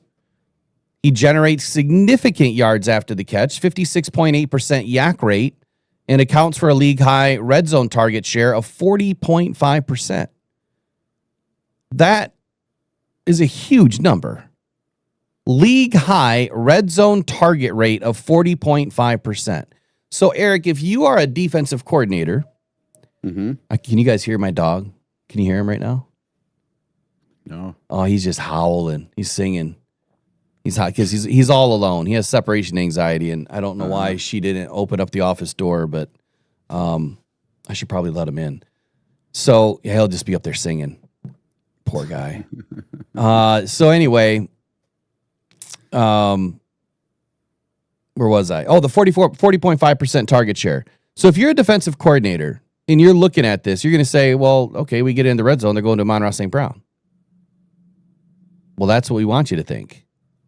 Just like how last year in week 18, I said, you want to put Amik Robertson on Justin Jefferson and shut him down, and that's exactly what we did. This is a game that you flip it on the Eagles. You think that we're going to Amon-Ra St. Brown. We're going to target him early in the game. I don't know who's calling right now, but we don't have the line open. You just got to let me know who's calling. If you think that we're going to go to him, you go to him early and then you flip it. This is where Sam LaPorta comes alive.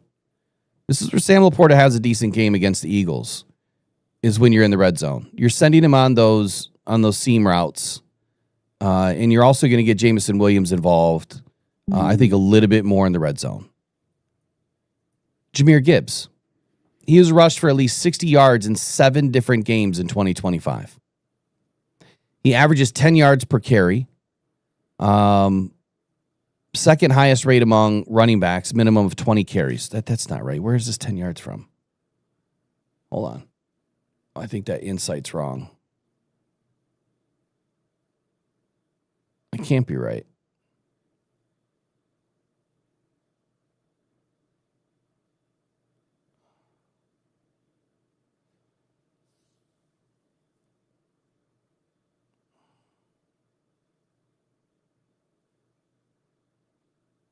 The 10 yards per carry he has averaged on such rushes would be the most by any running back this season in the next-gen stats era. And that is Jahmyr Gibbs has recorded 23 carries from shotgun formations this season, but he has gained 230 yards and has scored 2 touchdowns on those rush attempts. So my bad. I must have erased something. I don't know what I did wrong. But anyway, so it's 10 yards a carry on the shotgun formations, 23 such attempts. He's averaging 10 yards per carry.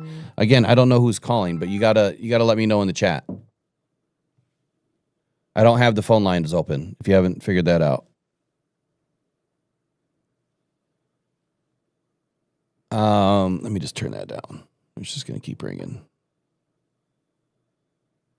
Yeah, if you're trying to call, you got to let me know in the chat because I'm not taking calls right now.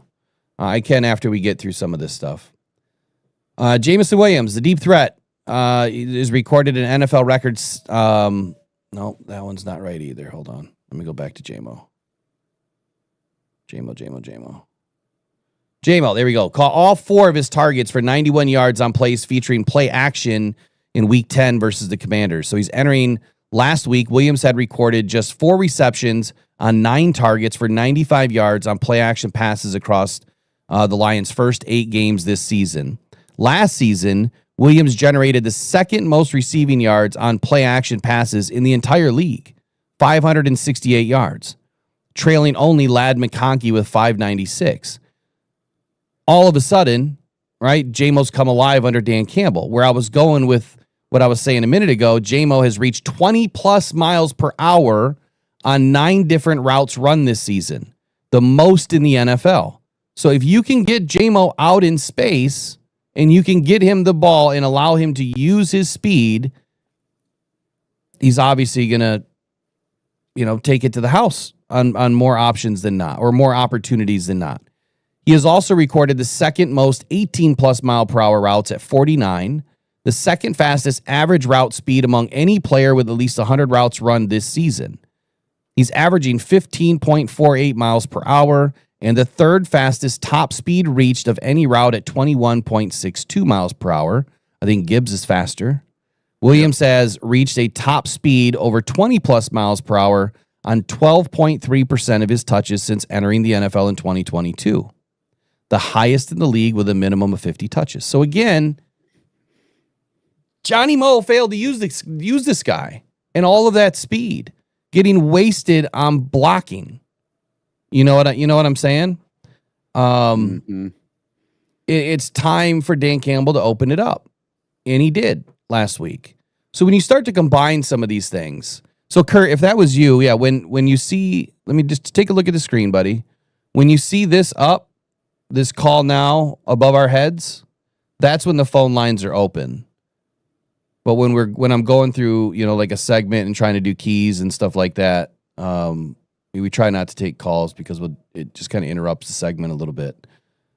I'm trying to take calls, but some days it's just not conducive to what we're trying to get done. Yeah. Fridays, I think we could literally just take calls and do our bold takes and who we think we're going to win the game. And that would be 3 hours. Oh, yeah. I don't think anybody would call, but we can try. So getting back into some of this, the dual threat that we have to worry about on the other side is obviously Saquon and Jalen Hurts. But it's also their defense. The Eagles' defense has generated a 44.7% pressure rate this season, the third highest in the league. get this, they're only blitzing 23.3% of dropbacks. They allow just 4.4 yards per carry, which is 19th in the league. So that part I like. And they are 27th in EPA against the run. So what does that tell you? It tells me Jahmyr Gibbs should have a good game. And if Dan Campbell can enter the Ben Johnson mixologist zone, right? If he can become the mixologist that he was against Washington, which I truly believe being a mixologist is a term of an endearment in the league as an offensive play caller. Being able to mix it up and dial in, the rhythm that he had, that's special. So if he can do it again this week, Jahmyr should be able to run all over these guys. And I know that they have a really good defense, but that doesn't mean that he can't beat them to the outside zone. I'm expecting a lot of outside zone in this game, and you better believe I'm still expecting a little bit of the inside duo runs with David Montgomery. There's no reason why we can't run on Philadelphia. There's no reason at all. So I expect it. And I expect Dan Campbell to be able to manage all of these things just by mixing it up a little bit at the beginning of this game. Last week we opened it up with passing. This week, I think it's going to be some of the same. So I guess giving you a few of those ideas so far. J-Mo, got to take care of the speed. You got to take advantage of the speed. Jahmyr Gibbs, second highest rate among running backs with a minimum of 20 carries out of shotgun. Amon-Ra St. Brown, in-breaking specialist.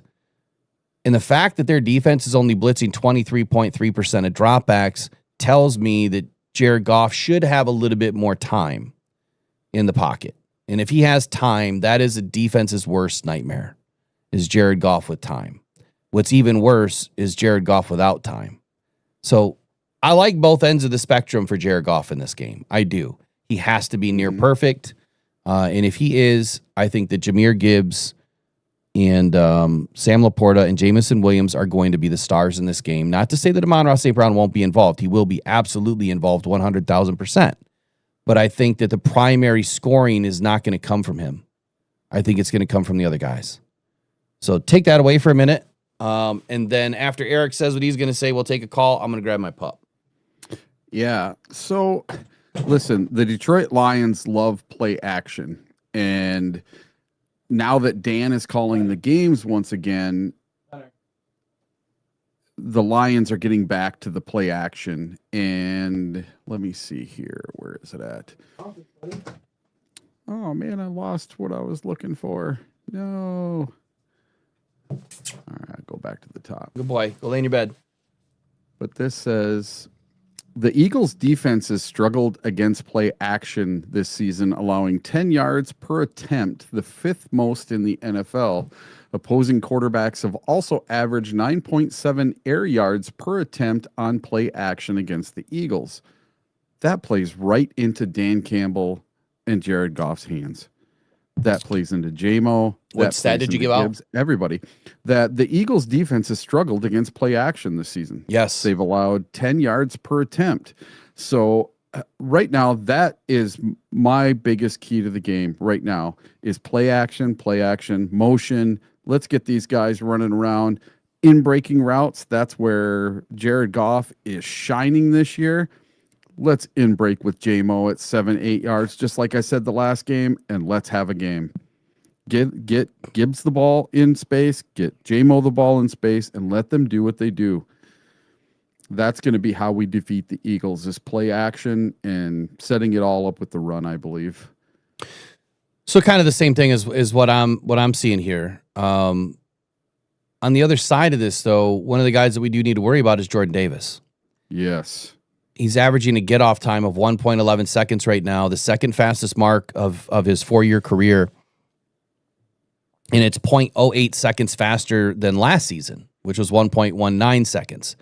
Now, he has posted a 6.3% pressure rate this season, just shy of his career high from 2023, which was 6.7%. However, his average time to pressure sits at 4.41 seconds.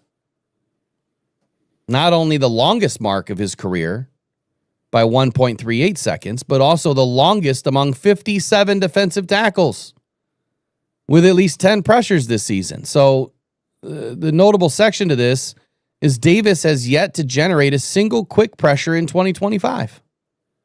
Which is under 2.5 seconds.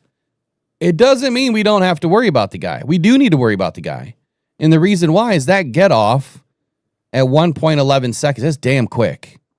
And depending on where he lines up, who he lines up over, whether that is Iwasaka or Glasgow or Tate Routledge, those guys have to be ready to be able to handle that type of speed. You know, he gets really good speed to power. He has great hand fighting technique. He's extremely strong dude. I mean, Jordan Davis is fun to watch. He absolutely is fun to watch, especially lined up next to Jalen Carter. Both those guys are just a dynamic duo inside. They tops of the league each and every year over the last couple of seasons. So the fact that he struggled, though, with getting the quick pressure, hopefully that continues this week. Taking advantage of a rookie, though, that's where I see a potential issue. So if Dan Campbell and Hank Fraley and Scotty Montgomery, if they don't manage additional help on the offensive line, Brock Wright, you come in motion, you get buried right behind, Tate Routledge, in between Tate and Graham. You fill that extra gap, right? If you have David Montgomery in, he's going to go and fill the other gap between Glasgow and Iwasaka. So now you have those two things happening. You still have three guys to go to. So if they're going to blitz, if they're going to run their linebackers at you, their four are coming. You should be able to get Jamo, Amon-Ra on the inbreaker, Jamo on a deep cross, and Sam LaPorta coming, up the seam. One of those three things has to be open. Yeah, they have Quinnen Mitchell.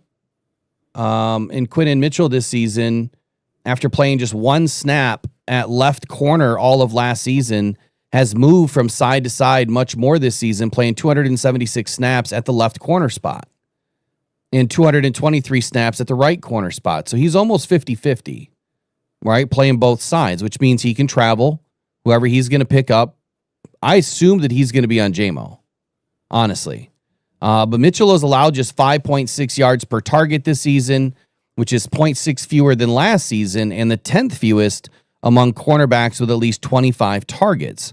He's also forced a tight window rate of 42.9% this season, which is the third highest mark in that group. He's a damn good corner. I don't know how I ever felt like this guy coming out of Toledo was just not going to be the guy. He's the guy. He's a pretty damn good corner. How do we beat him? Right? He's only allowing 5.6 yards per target this season. How do you beat him?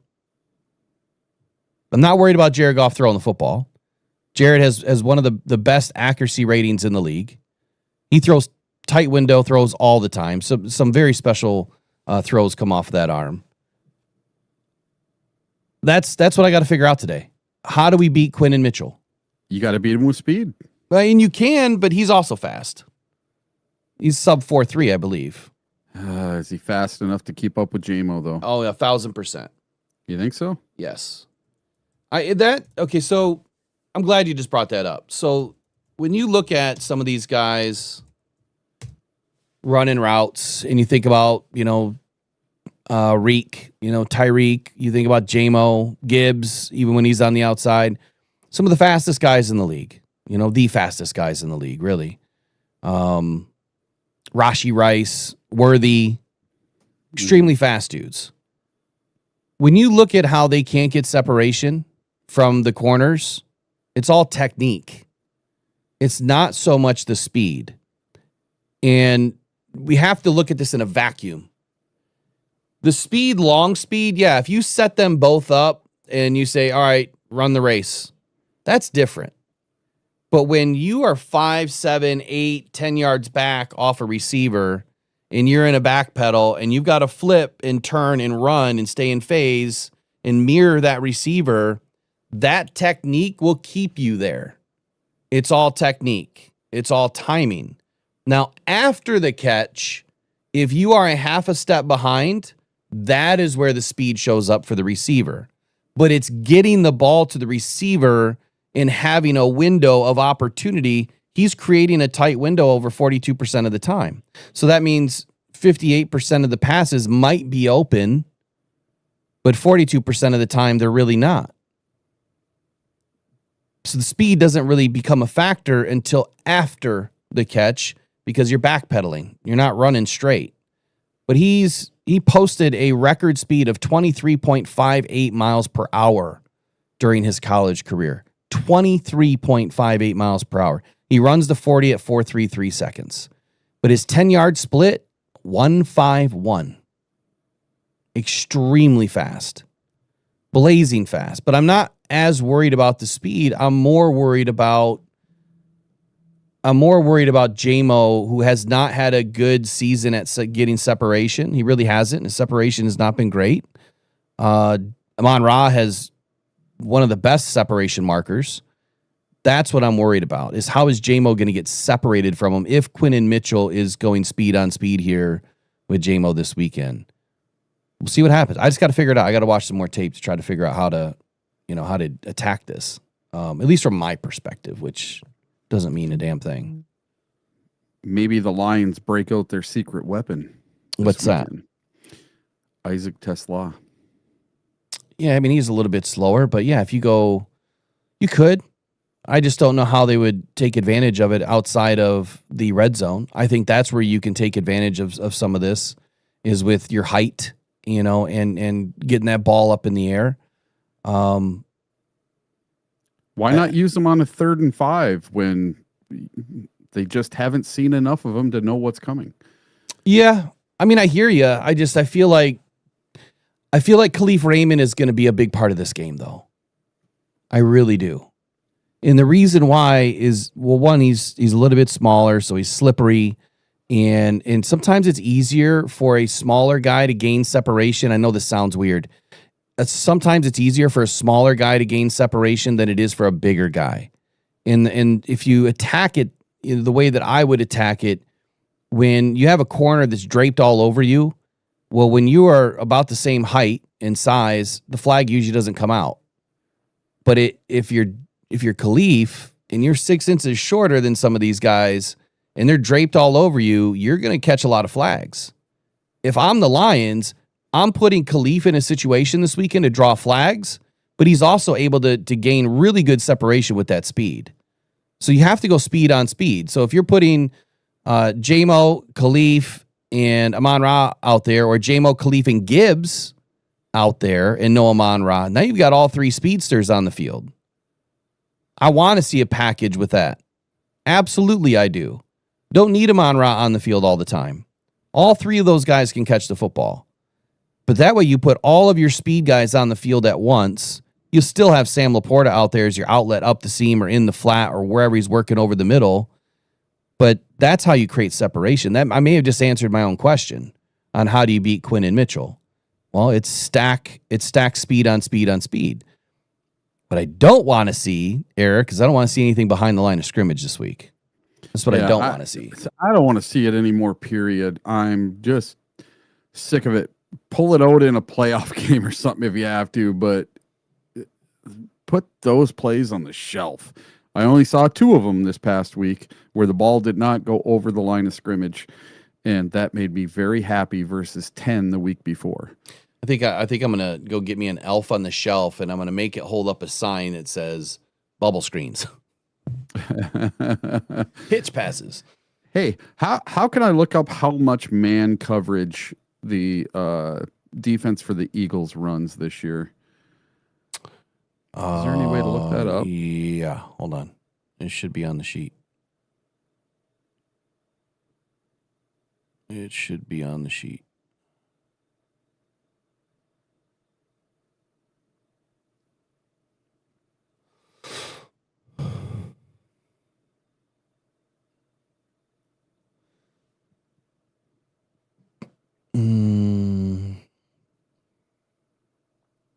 Marine says, no, those elves are as creepy as it gets. Why don't I find this for you? But do you have NFL Pro open? Yeah, I sure do. Okay, so do you have you have the insights, right? Yeah. All right, so why don't you walk us through go defense? Just start picking out some defensive stats to talk about, and then I'll find that stat for you real quick. All right. The Lions defense has used man coverage on a league high 43.9% of dropbacks this season. When in man, they have allowed the 10th fewest yards per play at 4.9 and the 4th lowest success rate at 36.7. This matchup with Jalen Hurts has excelled against man coverage in 2025, generating the 2nd most yards per attempt at 9.1 and the 7th highest completion rate at 63.4, while throwing for the 2nd most touchdowns to just 1 interception. Now, this reminded me of something else. Kirby Joseph has missed the last 3 games with his knee injury. And with Joseph off the field, the Lions have played zone coverage on 49.6% of their dropbacks and man coverage on 50.4%. But when Kirby Joseph was playing, those rates flipped to 60% zone and 39% man. So I have a feeling we are going to be pretty man heavy this weekend because we are literally going to have the Legion of Whom out there this weekend. And there's the one thing that scares me is that It should be flipped. that Jalen Hurts could get Yeah, that should be flipped though. going. Yeah. You know what I'm Oh, it saying? should- We yeah. should be in more zone, not man. Yeah. So what was the But it's numbers the again that you opposite. said our zone versus man? What was it? Let's see. Let me get back to it. So when Kirby was off the field, Mhm. we were 49.6 zone coverage and 50% man. So So just 50-50 So 50-50. when he was off the field. And then when he was on the field, we were 60% zone and 40% man. Hold on, that doesn't make any sense to me. So, It doesn't. that doesn't. We ran less man when we had Kirby Joseph out there. That doesn't make any sense because we're in single high safety quite a bit with Kirby on the field. However, what I do in every game, which I didn't do this last game, but when I'm watching the game, I pull up a note in my phone and I start writing zone or single high zone, single high zone, single high zone on every snap. And then when I go back and rewatch the film, I do the same thing and I see how much single high versus zone because Kirby's thing is the single high. I hate the single high. I know it works when you're in man and you've got to do certain things, but you can still run a little bit of man and inside zone. When we use single high often, it seems like that's where we're getting beat the most. Some days we play well, some days we don't in single high, but that stat doesn't make sense to me because when Kirby is on the field, that is when the Lions feel they're strongest to run man. Because having one single high safety back there, who's one of the best safeties in the league, would make you feel pretty good, right? That the rest of the guys, just need to do their job and he's there to clean it up as the last man standing in the center of the field. That's an interesting take. With Kirby off the field, though, I would say that we would be in a little bit more man or a little bit more zone, especially in this game because you kind of combo zone up a little bit more with a spy that you're going to need against Jalen and Saquon. It'll be probably the same guy. And then also getting a little bit of a heavier box to contain the run. So I would say that we would probably be in a little bit more zone and you'll have some man tendencies, on the outside, so Meek might be manned up. Not sure who's going to be the other corner this week, but it might be Rocky Sin and he'll be manned up, but everybody else will probably be playing somewhat of a zone match, or we just might do a mirror match, or a match concept this weekend. The other thing that keeps popping in my mind here, by the way, that stat is on the sheet, Eric. Mm-hmm. I just didn't update it, I guess, from last week, but it is updated now. So if you look under keys to the game, it says man versus zone coverage report. Down at the bottom. It's in the middle of the three stats that I had going for today. And so it does each team. And you were kind of just reading some of it. So before I go off into this other direction, the Lions, here's what PFF says. Week 11 against the Eagles. The man coverage rate for the Eagles is 24.9%, 12th in the league. Zone coverage rate, 69.4%, 20th in the league. Against man, Khalif Raymond has 39 routes run and only 2 receptions against man. 11 yards receiving, a 7.7% target rate, 3.1 PPR point. I don't care about the fantasy points. Amon-Ra St. Brown is what I call the man beater, and that's what I've always called him because he is our highest targeted receiver against man coverage. 72 routes run this season, 21 receptions, 229 yards, 37.5% target rate. The Eagles just run a lot of zone. So we have a plan for both, obviously. And Amon-Ra St. Brown is heavily used in both. Matter of fact, he's the highest targeted receiver on the team in man and zone. This season, 206 routes run, 43 receptions, 464 yards, 25.7% target rate against zone. And I think part of the problem, though, is J-Mo wasn't being used. Because Khalif Raymond has better stats or more target rate than what Jameson Williams does against zone. That's going to change quickly as Jameson Williams is more involved in this offense. The takeaway is the Eagles have deployed man coverage at an above average rate and field a top 5 defense in yards allowed per coverage snap at 4.51. Explosive pass rate allowed 9.6%, and first down plus touchdown rate allowed at 33.3% from those looks. I'll say that again. The Eagles have deployed man coverage at an above average rate and field a top 5 defense in yards allowed per coverage snap. So they're only allowing 4.51 yards per coverage snap and a pass rate of explosion pass rate of 9.6%. So that means on less than 10% of our dropbacks. So if Jared drops back 30 times this weekend, we would only have 3 explosive passes in this game if the Eagles are playing their defense. That's what you could expect. And when you do the prop bets and all of that stuff, this is where this comes in line. Because you're going up against the Eagles and you're thinking, okay, J-Mo or Goff is probably going to throw it 30 times and he'll get 3 explosives. Well, anything over 20 yards is an explosive. There's 60 yards, that you could expect. But who's it going to come from? Which player's going to get it? And are they going to be able to get yak? Is J-Mo going to be open? Is he going to be able to beat that man and take it to the house for another 60 yards? That's where these numbers really help you. But Amon-Ra St. Brown, who has dominated against man coverage this season, as he has every season, leading all wide receivers in fantasy points per route run with an elite target rate.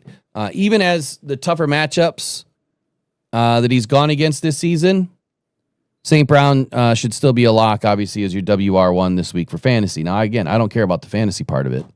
I care about what he's able to do against this defense.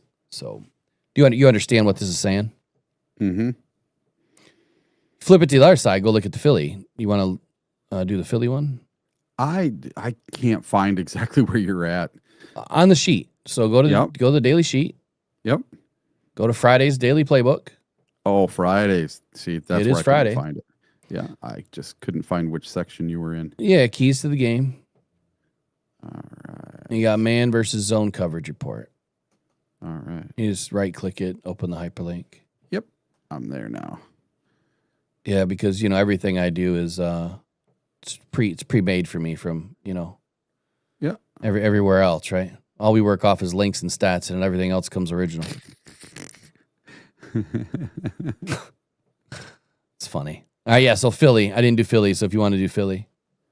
Let's see. So the Lions one tells you what we're going up against. The Philly one tells you what Philly's going up against.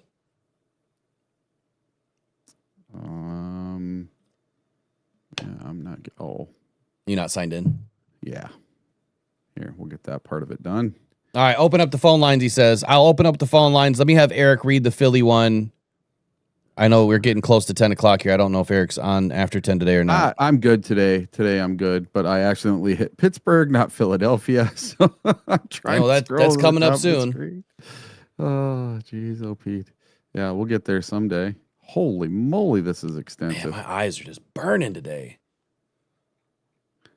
It's that just about winter time. There we go. There's Philly.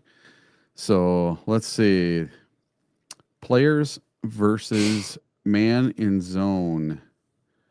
Week 11 opponent, the Detroit Lions. Man coverage on 34% and zone coverage on 57. So it's about 40-60. Yeah, so that is Philly's, that is Detroit's coverage. Yeah, that's what Detroit runs. Yeah. So A.J. Brown, let's see. He's got a 36% target rate. Against man. Yeah. Yeah, And versus man coverage. so the one thing to point out, though, so to let them know is like, so the Lions run man coverage on 34.8% of the time, which is the fourth highest in the league. And we run zone coverage on 58% of snaps, which is 30th in the league. And then that next sheet there, that's versus man and then versus zone. So yeah, you can run away with it from there.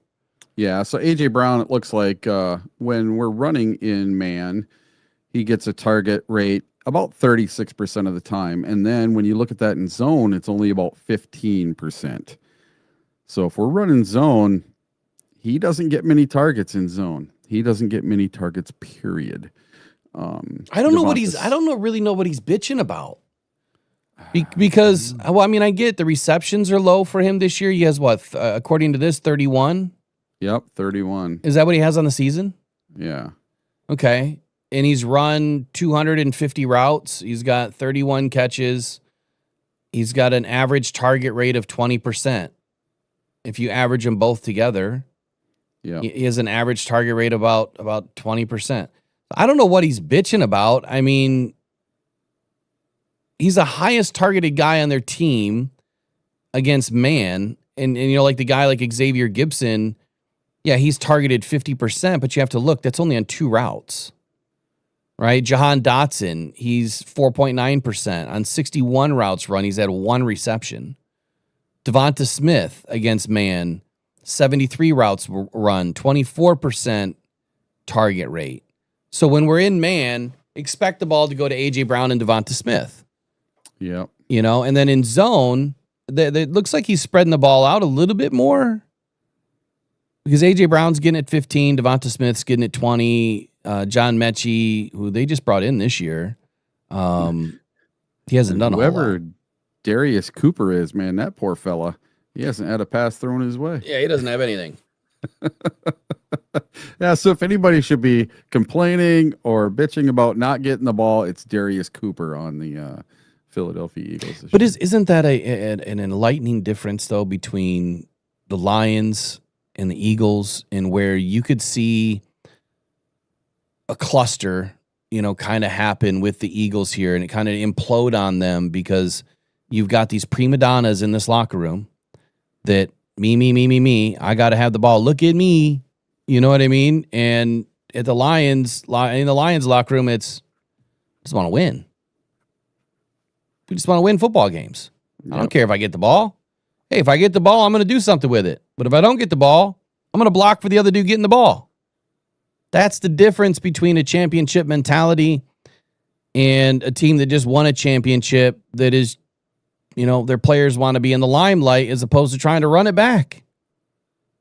I would be trying to run it back and do whatever I could do to run it back. You know what, A.J. Brown? How much are you making, dude?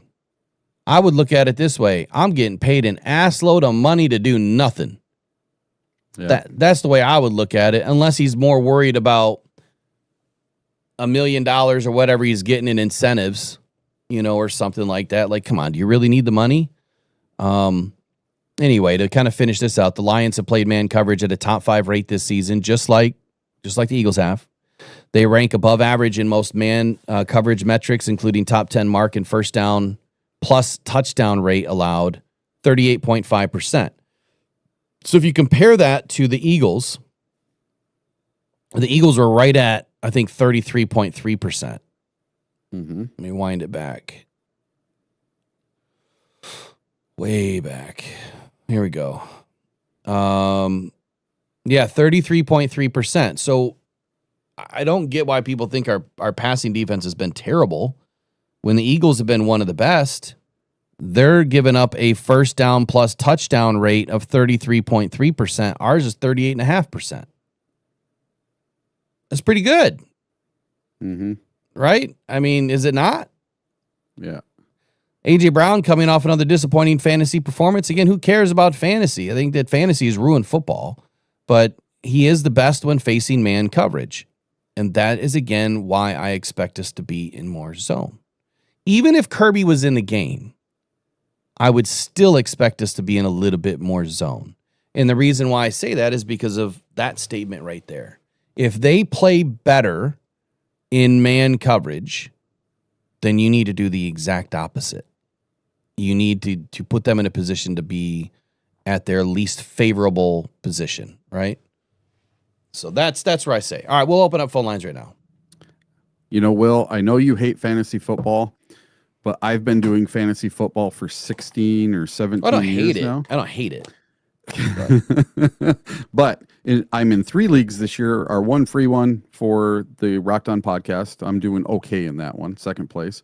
But my other 2 leagues, my $100 leagues, I am way out in first. I've only lost 1 game in each of them this year. I'm 10-1, I think, in both of them.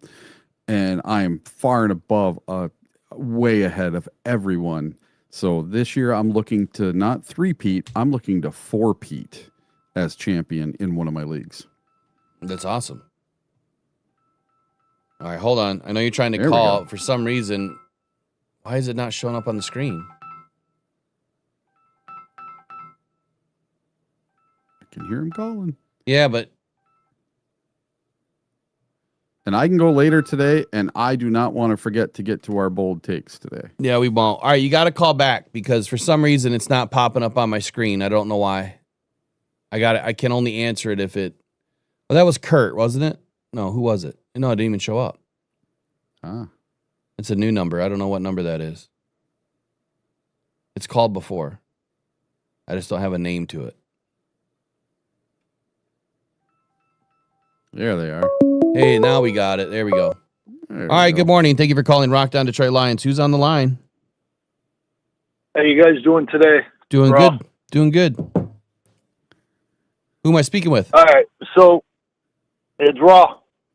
Oh, Raw. Okay, you sound different this morning. Good morning. I'm just in my car here. Gotcha. So regarding the Eagles situation, I really don't think it's much of a situation. I think our team overall matches up really, really well against them, more so than the Rams Ooh. did. And we saw how the Rams matched up against the Eagles, where they went into halftime with a 3-possession lead. They kept the Eagles under 10 points. And then I personally believe Sean McVay went away from what was working and started to give the ball more to Kyron Williams, which benefited the Eagles. They took the ball out of Stafford's hands, and they let the Eagles climb their way back into the game to win the game. So I don't think Dan Campbell's going to stray away from that at all. I think the game's going to be won and lost in the trenches, 100%. We have to figure out a way to stop what Green Bay did to us week 1, which I believe the Eagles will implement, where they're pinching in on the right guard and center or left guard and center on any given play and allowing Jalen Carter to pull his stunts. That'll confuse our young O-line in the middle. We're going to need an extra blocker in there, maybe even 2, to kind of help settle the O-line down a little bit, because I think if they allow that to happen early in the game, it's going to cause a lot of confusion, and the younger interior O-line is going to get flustered, and it may lead to other issues like false starts and penalties down further throughout the game.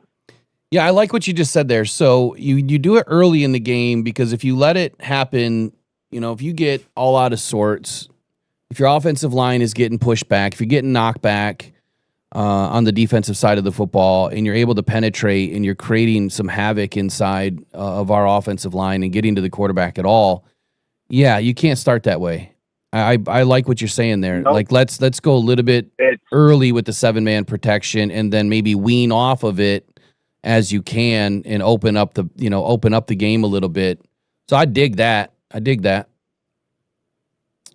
Philly's a zone type of defense, but I don't think they're going to be able to fully commit to a zone type of style against us. I think they are going to have to run some man coverages. I think you're going to see a lot of one-on-ones with Cooper DeJean versus St. Brown, and a lot of one-on-ones versus Mitchell on JMO. I think you're going to see Zach Bond kind of stay away from that middle of the zone, or middle of the field that he likes to kind of roam, where he gets a lot of his instinctive picks on those crossers and curl routes inside. I think you're going to see him man up more on Jahmyr Gibbs, David Montgomery, Sam LaPorta, to kind of help that defense manage the coverage a little stronger and faster earlier off the snap, and let that defensive pressure try and penetrate and get to Goff.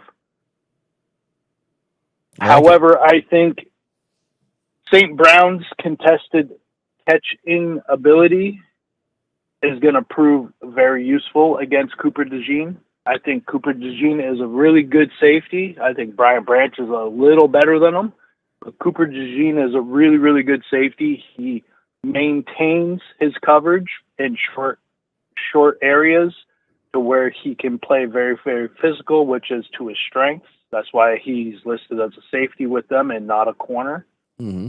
I think JMO's quick footwork will make easy work of Mitchell in the short, medium, and long game. So I expect JMO to be heavily targeted in this game. I'm expecting them to have to pull a safety over towards JMO to kind of help Mitchell minimize the yards there, because I think JMO, although they do run similar speeds, I think the quick footwork for JMO is going to prove to be superior. I also think that our D-line is going to prove to be very much a problem for them. I think the raw power that we possess on the D-line, I don't think their offensive line has seen yet. I think the tush-push is going to be null and void versus our D-line. They may win one or two of those, but I think Dan Campbell's going to rally those boys up real quick, and you're going to see something that we ain't never seen before, which is that O-line getting stood up when they try to dive down. That would be. We have the D-line. I think we have the D-line that no other team in the entire league possess, with Reeder, McNeil, Roy Lopez, Tyleek Williams.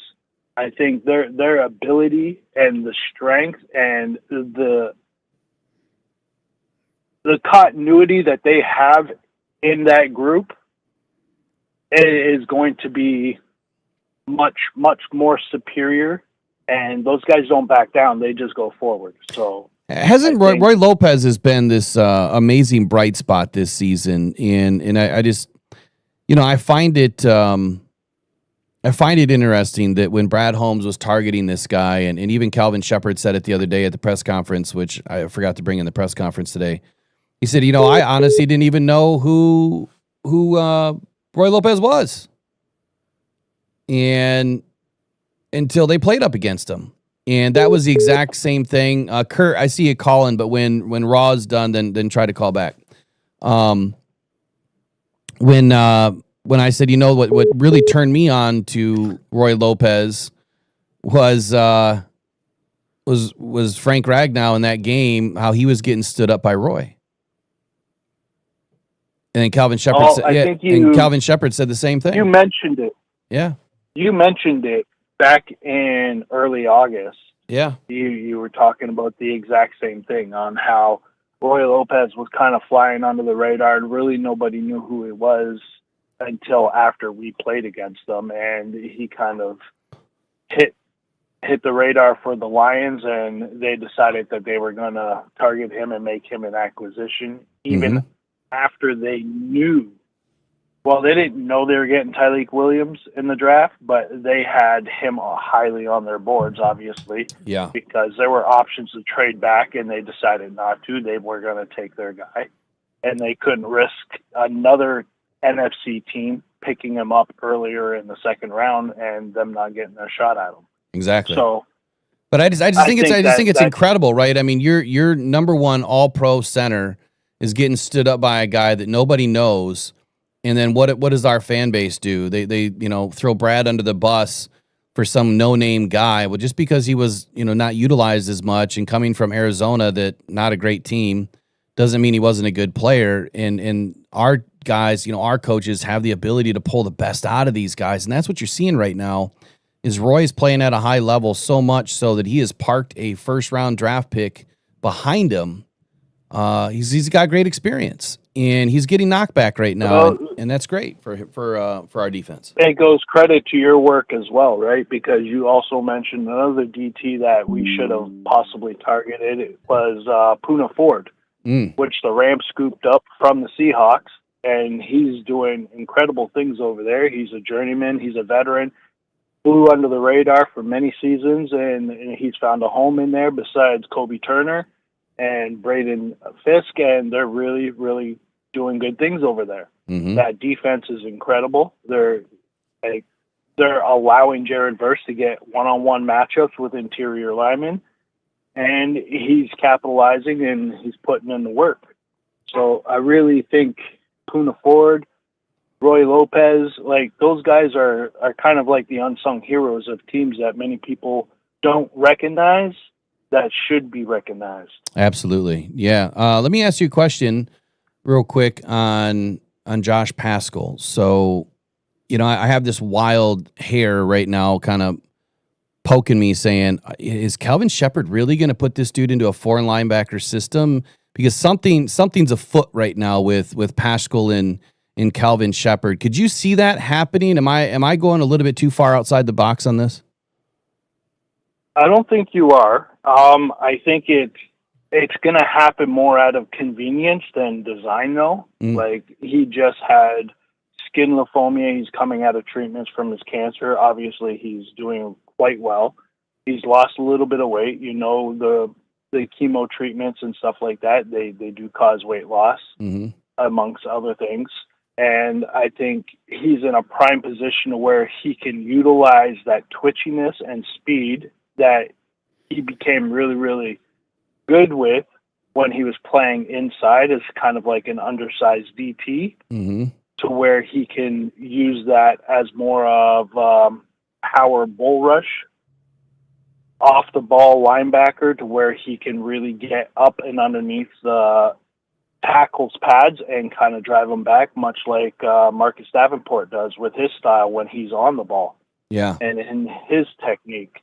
So I think they're more so using this as a blessing and transitioning them more into, and what a player to learn it from with Marcus Davenport. He's one of the better bull rushers in the entire league. It's very unfortunate for him. He's been plagued his entire career with injuries, but I think it's also a testament to how good he really was when you have O-linemen trying to take you out of the game and putting you on the bench because you're just that much more dominant than they ever realized. I think that's a testament to how good Marcus Davenport really is and how much of a crucial part he plays on a defense. I think so too. You don't see a lot of edge rushers with that type of speed and power combination to where you can get underneath a tackle's pads and push him back 3 or 4 yards, to where the quarterback automatically sees this giant, massive man that's on his own team being pushed into him as a quarterback and has to readjust his spot, reset his feet, still reading down the field. Like that's a lot of things going on in a very small time frame to process and still hit your target. Yeah, I think Marcus Davenport really kind of puts a lot of pressure on the quarterback, and they don't even see him there. All they see is their left tackle being backed up into them. I wish more of our Lions fans understood or could grasp the ideas that you just spoke, because that's exactly what I think when I think of Marcus Davenport. He's just different, and he does things at a high level that when he is on the field, it is hard to find another defensive end that can do what he does. Yeah, there's 4, 5, 6, 7 defensive ends that are way better than him, have better stats, maybe have more power, more, nifty tricks. But when you come to straight bull rush power, man, he's like pound for pound. You talk about some boxers, pound for pound. They're the best boxers in the ring. Pound for pound, Marcus Davenport probably has one of the best bull rushes in the league. He just has to stay on the field. Eric, you can hear the conversation, right, Eric? Oh, yeah. Do you have any questions for Raw or anything you want to add to this? No, but why isn't Raw coming on talking with us once a week? Well, he tries to.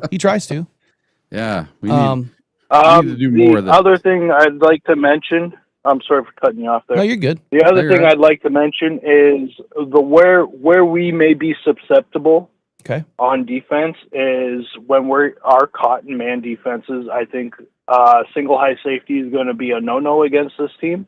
I think we need to have two deep safeties, especially when we're playing man coverage, and I think they need to kind of bracket the outside because Devontae Smith and A.J. Brown are very good down the sideline and one-on-one coverages. They are very good contested ball receivers. They will make a play for their quarterback, and Jalen Hurts is his most dangerous when he scrambles out of the pocket and just throws it up. Yeah, his accuracy may not be that great. However, those receivers' awareness and ability to climb the ladder and go get that ball is very, very concerning for our secondary, especially considering we have the Legion of Whom back there. We are getting some of these guys back, but if Tyrion Arnold doesn't play, which I don't think he is, you're going to put Amik Robinson over there. Like, Amik Robinson's 5'10", A.J. Brown's 6'3". Like, that's just a mismatch.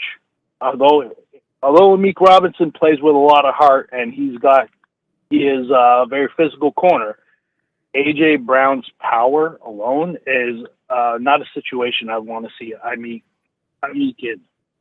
I think we need to have someone with a little bit more size over there to play him. If not, then we need to make sure our safety is double teaming him, which would probably put Devontae Smith one-on-one with Amik.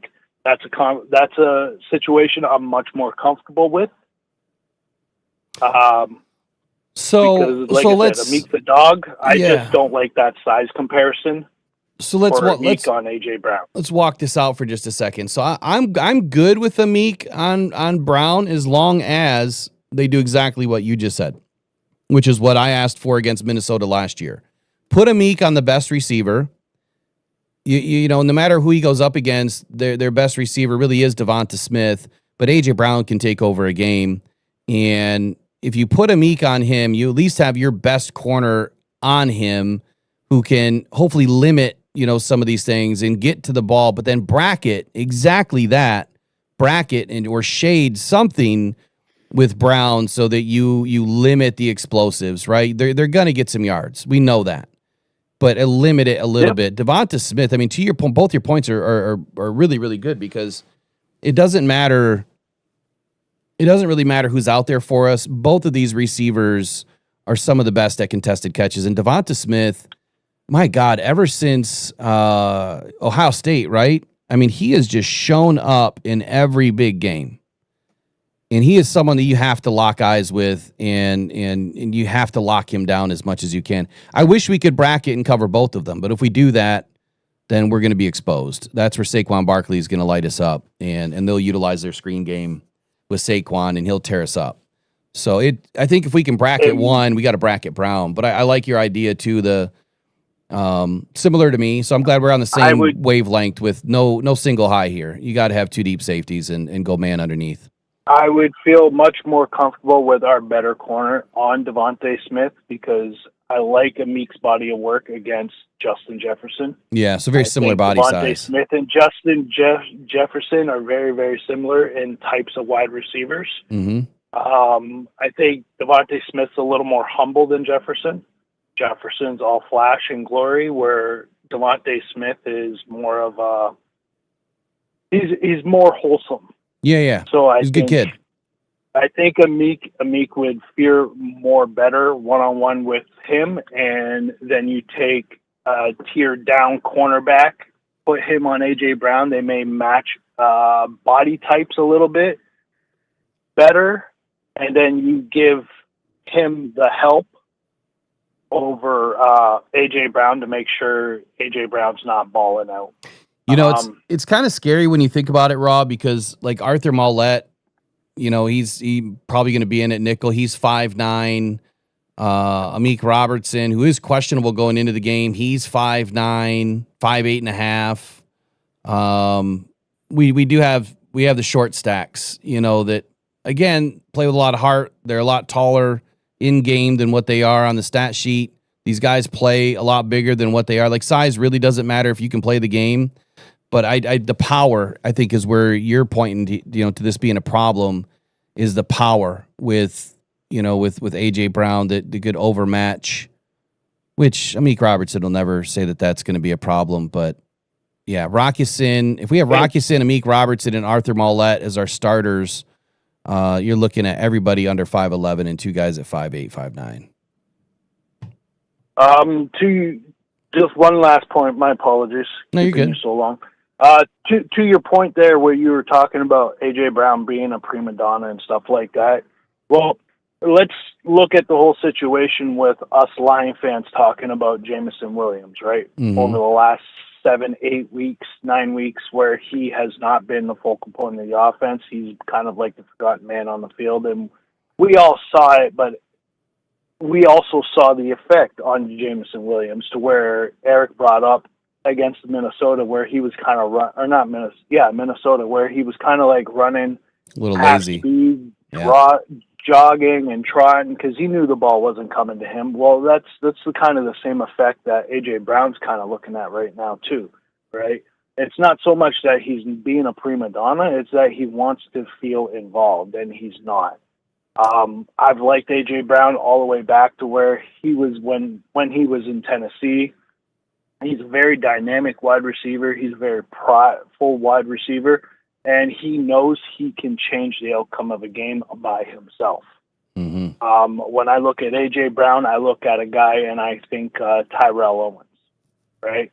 The guy's super explosive, very strong, very quick for a guy his size. It's not somebody you just want to leave out of the game, especially when you as a person knows that you can change the outcome of a game just by getting the ball 2, 3, 4 times more than you would normally get it in the offense that really hasn't shown us a lot all season long. So I understand where A.J. Brown's coming from. I don't think he's being a prima donna. I think he's just speaking his truth, and the owner decided, let me listen to this guy for a minute, hear what he's got to say. He's a veteran. And I definitely think he's a guy that we need to be worried about. I don't think A.J. Brown should be taken lightly at all. No, absolutely not. Appreciate the call, Raw. Obviously, line's always open when it's open. Sir. You too, brother. Travel safe, man. Peace. See ya. It's an intelligent football fan. Kurt, line's open now. Yeah, and one thing Lions fans were asking about in the chat is Amik Robertson injured? And he did come up with a hamstring yesterday. Uh-oh, I didn't hear that. Yeah, so he is on the injury list, and he was limited yesterday with a hamstring. So that may throw a wrench into everything. I'm sorry. I knew that he was limited, but where did the hamstring pop up? I didn't think it was a hamstring. Yep, it was in practice on Wednesday. It happened, and then Thursday he was limited. Yep. Is this gamesmanship? Is it just gamesmanship? Because, look, Aiden doesn't even know what his injury is. Dude, if you look at our injury list, we have like 20 guys on it. It's horrible. That's why I'm like, is this just gamesmanship? And I know you can't intentionally screw with an injury report. Don't do that, you're not supposed you'll to. You'll find out like the Ravens did when they screwed with it. Yeah, you can't do it, but it doesn't mean that these guys don't have something. It's just they can report any little thing that they want. You know what I mean? Mm-hmm. Like here I go again with the you know what I means today. I just can't get it out of my head. You know what I mean? Know what I mean, Vern? God, I need a Verner's. All right. So anyway, good points here. I'm glad that he aligned. Like, I respect Raw's brain. He definitely has a football brain. He aligned with the no man coverage, or at least the too high safety would be a better idea, which I agree with. And I think that we play our better ball that way when Kirby's not in. Even when Kirby's in, I think that we play our better ball, depending on which team it is, depending on, who the weapons are. And this is just one of those games where, to Raw's point, it's not the center of the field that we need to worry about. It's the sidelines.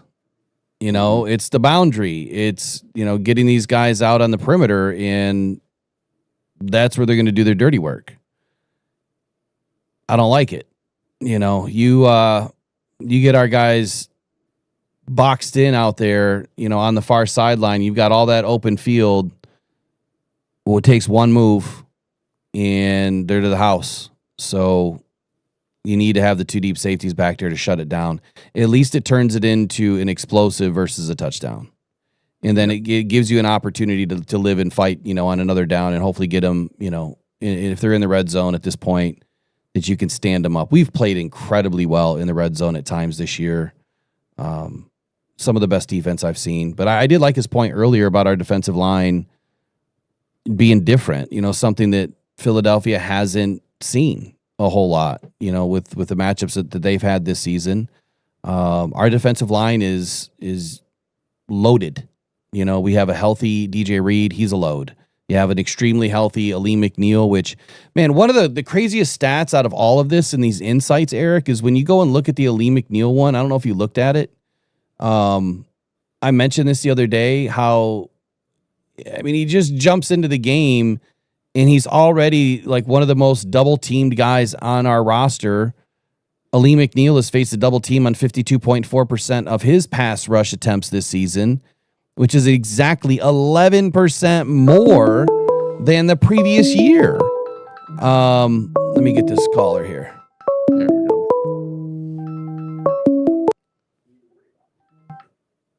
Kurt, what's happening?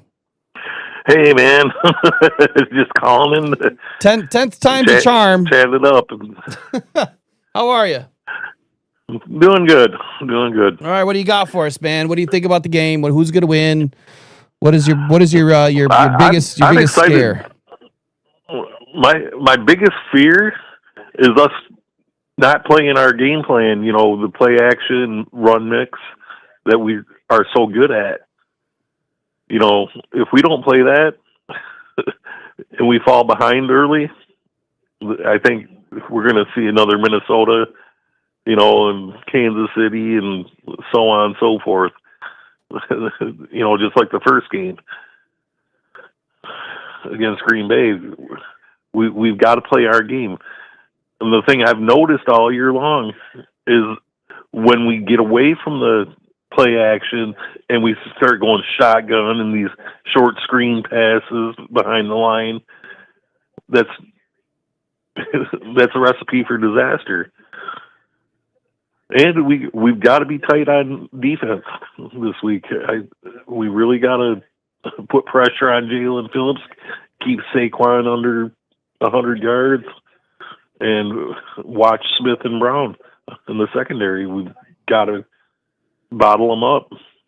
Okay, so we're running into this game again with the Legion of Whom. We were just discussing with Raw that maybe a little bit more zone up top, man underneath. I don't know the extent of your X's and O's, but where do you see us having an advantage Give me an advantage and a disadvantage on this defense for this week against the Philadelphia Eagles, if you could.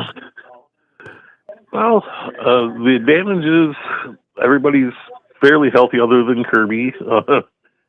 I think we can put together some decent packages. I like our man coverage, but we need to have a steady mix of man, zone, and I think Kelvin Shepard's more than capable of what do I want to say, squaring up the defense and putting guys in the right position to be successful and shut things down. Can you do me a favor, Kurt? Can you turn your TV down or whatever you got playing? Oh, yep. I'm watching your broadcast so yeah, I'll turn it down. I try to kill it with a noise gate, but then it'll cut you out a little bit. There we go. Okay, so advantage, disadvantage for me, and Eric. So Eric, for me, I think that we have an advantage with our linebacker play this week. I think it's going to be a big opportunity. And same to you, Kurt. I think that our linebackers have a big advantage in this game. It's going to have to be a strength in this game because without the middle of our field able to control Saquon, able to control Jalen, handle their tight end, which who's in for them this week? You got me. One sec.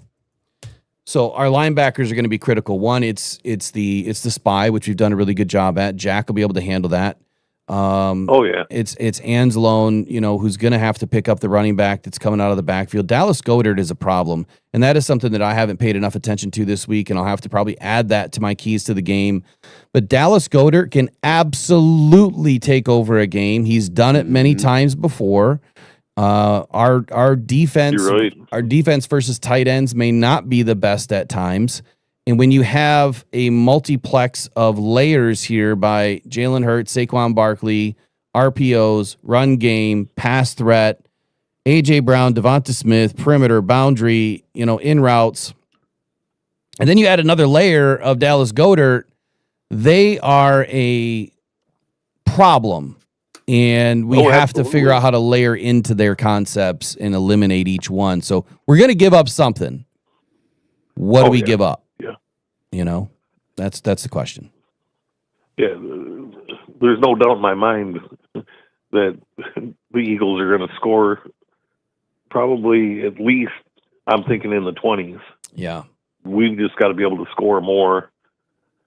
And, the Legion of Whom definitely has to be on top of their game. They can't, like I said in the chat, we can't let their receivers run wild unless, we can't let A.J. Brown get open and Smith on the other side, And God, until you brought him up, I forgot about Dallas Goedert. Yeah, he's scary good too. Yeah, he is. He is scary good. All right, anything else you want to add for the day? Do you have any bold takes or score predictions or anything that you want to throw in? I believe that we should be able to pull off the win. Hopefully they play like they played against Green Bay. But I'm thinking that this being a home game for them and they're going to be a little more up for it than I think going into Green Bay. So, but I'm truly believing in my gut that we can win this. We've just got to play our game and not, like I said, get away from it. Not let them dictate the pace. We've got to set the pace first off. If they win the kickoff or we kick off to them first, we've got to go out there and punch them in the mouth on defense. Hold them to at least, at the most, give up maybe 1 or 2 first downs and then shut them down, make them punt. If we don't do that on the first series and let them get ahead and start setting the pace of the game, to where we're chasing our tails, going after them, then yeah, that's when we're going to get away from our game plan. I think. So set the tone. That's usually how. Yeah, that's usually how it goes. Yeah. So if I could recap your points real quick, and thanks for calling, Kurt. I hope you have a wonderful rest of your Friday, man. Well, thank you. All right, buddy. We'll catch you in the next one. All right. Have a good day. You too. See ya. So if I'm gonna, I didn't mean to hang up that quick. If we're gonna, sorry, Kurt. If I'm gonna recap kind of what he's saying here, it's like set the tone early, right? You got to play your game. You've got to show up with the play, the play pass mix. You got to be a tone setter. You have to in this game. You can't come out and play on your heels. You got to play on the balls of your feet in this one. Downhill, play aggressive. It's okay to be over aggressive. I'd rather see our guys give up something because they're over aggressive than waiting for it to come to them. So out of the last two calls, Eric, what is it that you wanted to add to the conversation here? How do you see the game going? And then let's start to get into some of our bold takes here in just a moment. Yeah, the game, I really do see a 27-24 Lions victory this weekend. It could get out of hand for one team or the other. I'm not sure, where somebody wins by, 10 points. That could happen. But this game is really a coin flip. Both rosters are absolutely loaded on both sides of the ball. Both rosters have had a few ups and downs this year. They lost to the Giants and they lost to Denver. Denver's a pretty darn good team, and the Giants, they aren't a pretty good darn team, but they were for 1 week. Mm-hmm. And that's another one of those division rivals. And that was why they lost. Them being a division rival is why I think that game went the way it did against the Giants. And that's the same thing with the Lions. I think that's why it went that way with the Vikings. And that's why it went that way with the Packers. Those are divisional games. The divisional games, I don't care if you're going up against a divisional opponent, they're 0-8 and you're 8-0. They can come in and beat your butt because they know you better than anyone else. They play you twice a year, every year, and they're always more up for those games than any other games because they mean more, Those games count double. So before we get into the bold takes, let me recap a little bit of some of the work that I did on the Packers and Eagles game. Yeah. So part of my daily workup or my weekly workup when I do the keys to the game is I always look at the previous week's game. And the previous week's matchup happened to be the Packers and the Eagles. It was Monday night, I believe. And this was a game that, it was an absolute slugfest. Both of these teams couldn't generate much on offense. But there's something that stuck out to me. So I'm going to pull from Raw here for just a moment where he said, our defensive tackles, our defensive line is going to be something that maybe they haven't seen yet. And if I'm going to, maybe speak on his behalf a little bit, I would say, well, our depth, our rotation is not only great or good, it's great. We just need to use more of it. A little bit more rotation, I think. Especially with Tyleik Williams and Aiden Hutchinson, getting him in and out of the game a little bit more, maybe on second down if it's a down that's a little less manageable. I'd rather see Aiden out of the game on more of the rundowns, and I want someone else in there that can manage the run, because I'm telling you right now, the Eagles are going to attack Aiden. They're going to attack him in the run game. Mark my words right now, and we will revisit it next week, Monday. As long as I got the tape and I can review it fast enough, I think that's where they're going to go after us, is on Aiden's side, for two reasons. One, he has a high missed tackle rate. Two, he's always creating a big wide arc. He gets too wide. And the minute that opens, that leaves two more problems. This is the game of twos. You get wide and you get too deep. You open up that, C or D gap. Well, now you've given Hurts and Angle and an option to get horizontal, extend the play, pepper it downfield to Devonta Smith or A.J. Brown now to Raw's point along the sideline. Or 2, you could now move up in and pitch it over to Saquon, and now he's going to gas you for 20 or 30 or take it to the house or even just a first down, right? Now maybe it's 2nd and 5 and now it's first down, right? Because you've given up that angle. This is where I believe either Aiden needs to be out a little bit more on some of these running downs, or he needs to play contain and not get after Jalen Hurts. Like, this is not a game. Yeah, I know you're going to hear it from the other people that are saying, we need a pass rush, right? We need a pass rush. No, we don't. We do not need a pass rush in this game. What we need is a pass contain. We need a pass contain. We need to contain the run game. If they beat us on the ground, we're dead in the water because they are too deadly on the outside. They're too deadly downfield. Hurts has a lively arm. He can paint that field anywhere he wants with that arm. He proved it to everybody last year when he won a Super Bowl. I don't know why people ever thought he couldn't throw the ball. He can absolutely throw the ball. So forget the pass rush. The sacks will come naturally when they need to happen, right? Or you send in a blitz package at the right time and catch them at the right time. Contain. So if Aiden's going to be in on 90% of the plays, please contain his ass to the edge. Let him get after, Jalen Hurts when it's, 3rd and long, right? Or 1st and 10, as long as you're not expecting a run, depending on where they are in the field and the situation of the game. Game of 2s is Aiden's got a wide arc. That opens up 2 plays for the Eagles. It's Hurts or it's Saquon. The other game of 2s is the 2 gaps.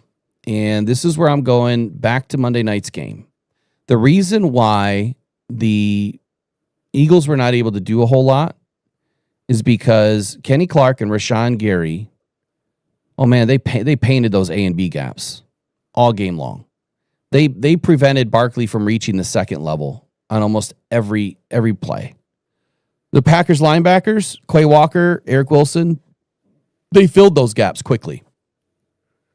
And this is where I would be maybe in a little bit more of a bigger nickel package at times, have maybe bigger safety on the field with Brian Branch, but this is where you need to make sure that your spy, Jack, or your 4th linebacker, if you decide to bring in a 4th linebacker, they're able to fill the gaps behind DJ Reader, Tyreek Williams, Ali McNeil, Aiden Hutchinson, AQM. You've got to be able to fill in and push outside, right? So you got to have the guys on the outside that contain the outside threat. That is not your defensive ends. It's not their job, right? It's your corners at that point. It's your nickel back. So the Packers were able to penetrate the A and the B gaps against the Eagles. Philadelphia could not establish a run game at all, which is obviously the foundation of their offense. And once that happened, Jalen Hurts was contained and he was pressured naturally. So the problem is that Green Bay's defensive game plan centered on containing Hurts' mobility and forcing him to beat them in the pocket. And it worked. The key stats out of that game was Hurts rushing. He was limited to minimal yards on designed runs. Scrambles. The spy discipline prevented Hurts from extending plays. Go figure. Passing. He was forced into uncomfortable throws under pressure when they were penetrating the A and the B gaps. This is why I have been pumping up or jumping up and down over the last 3 years to say, get defensive tackles. Get defensive tackles. Get defensive tackles. Once you do that, our defensive line will be fine. Haven't we noticed since we started to get defensive tackles into the game and get more secondary into the game and get better players, our defensive line is now climbed into one of the best in the league. The red zone failures, okay? Quay Walker served as this dedicated spy on Hurts for most of the game. He shadowed him on pretty much every snap that I watched, and he prevented those scrambles. And even deep into the red zone, where Hurts could really take advantage of you, Quay Walker was able to continue the containment play on him. So when Hurts tried to escape the pocket, bang, Walker was right there to contain him. Green Bay's edge rushers, They maintained the rush lane integrity, which forced Hurts back inside, where guess what? The A and B gaps that were just penetrated, all of that help is now there waiting for him. Hurts couldn't create plays with his legs, which is when he is most dangerous. And obviously when he can get the ball to Saquon and he can make, moves and plays with his legs, that's when the Eagles are able to win. And that's what they've been able to do to everybody over the last couple of seasons. The red zone failures, where I was going with this, and the lack of explosive plays by the Eagles. The problem is when Philadelphia reached the red zone multiple times, which has been one of the Lions' strengths this year, but they couldn't punch it in for touchdowns. They couldn't get the job done. They settled for field goals, and they failed to create explosive plays downfield. That will not happen this week. I promise you that Philadelphia is not kicking field goals. And if they do, I'm going to be surprised. If they are in and around that 10-yard line, you know damn well they're going for it. Even the 15-yard line or even the 20-yard line, they're probably going to go for it on fourth down. And the reason why is simple to me.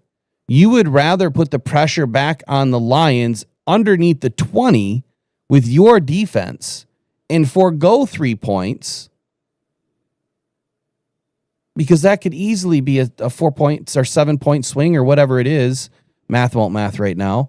But if you don't take the 3 and you don't get any points at all, but then you stop the Lions and then you get the ball back with good field position, let's say we get to the 30. We don't get a first down. Let's say we get to the 30. We don't get a first down. We're forced to punt. Okay, so we punt, and now they're starting back at the 35, for a 35-yard line. That's great field position. Didn't give up any points. You didn't score any points, but now you stop the Lions because you put us deep into our own zone, especially if you're at the 10-yard line going for it on fourth down. I would always go for it in this game because field goals are not enough to win if our offense is able to click. You need touchdowns. So their red zone efficiency was 0 touchdowns in the multiple red zone trips that they had. They had 0 explosive plays of 20-plus yards. Their third down conversion struggled to convert critical third downs the entire game. Green Bay's defense tightened up in the red zone. Everything gets a little bit tighter in there. And they played tight man coverage when they got into the red zone. So they flipped it on them. They went from zone to man. And that really prevented A.J. Brown, Devonta Smith, who were blanketed by Green Bay's corners, which I can't say that Green Bay's corners are really that much better than what we have right now. So that gives me a little bit more hope. But Hurts couldn't find any open receivers in that condensed space.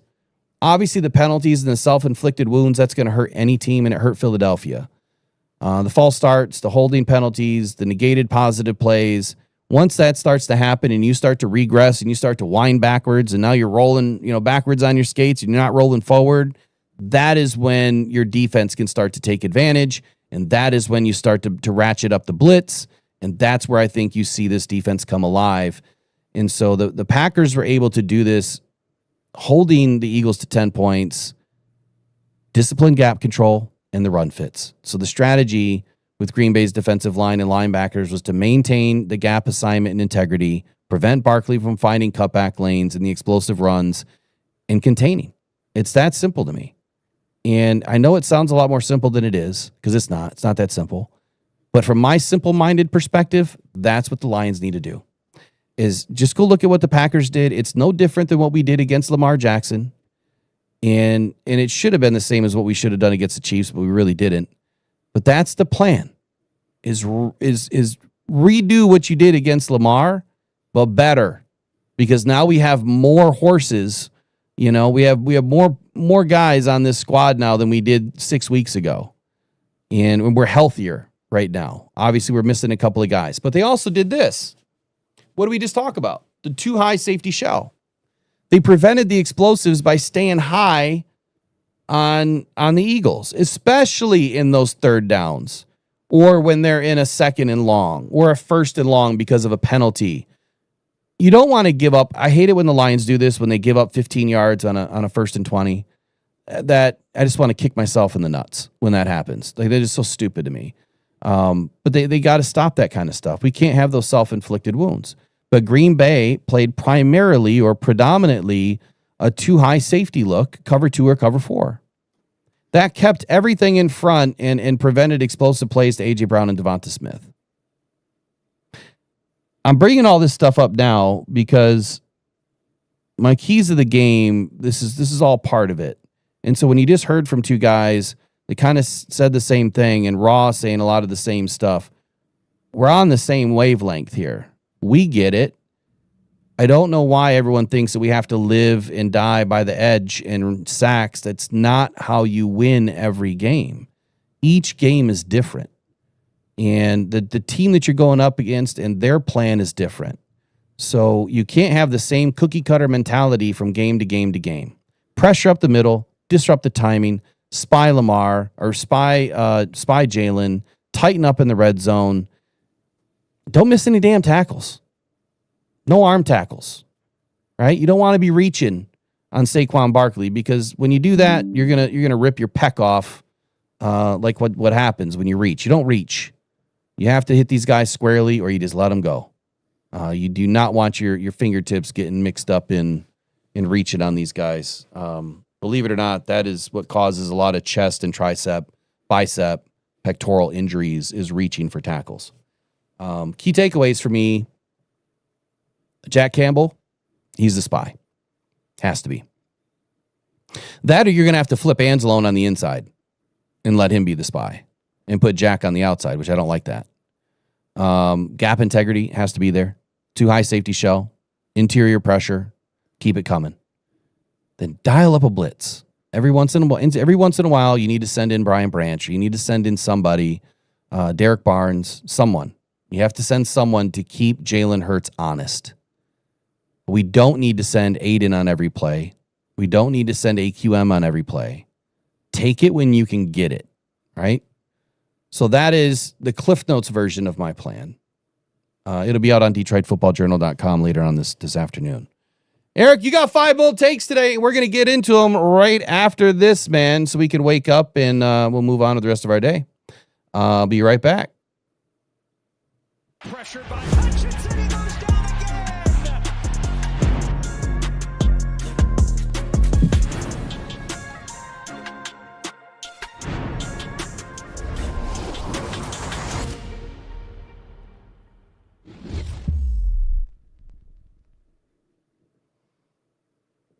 Eric has 5 bold takes. It is the Detroit Lions versus the Philadelphia Eagles on Sunday Night Football. Eric, what is on your mind?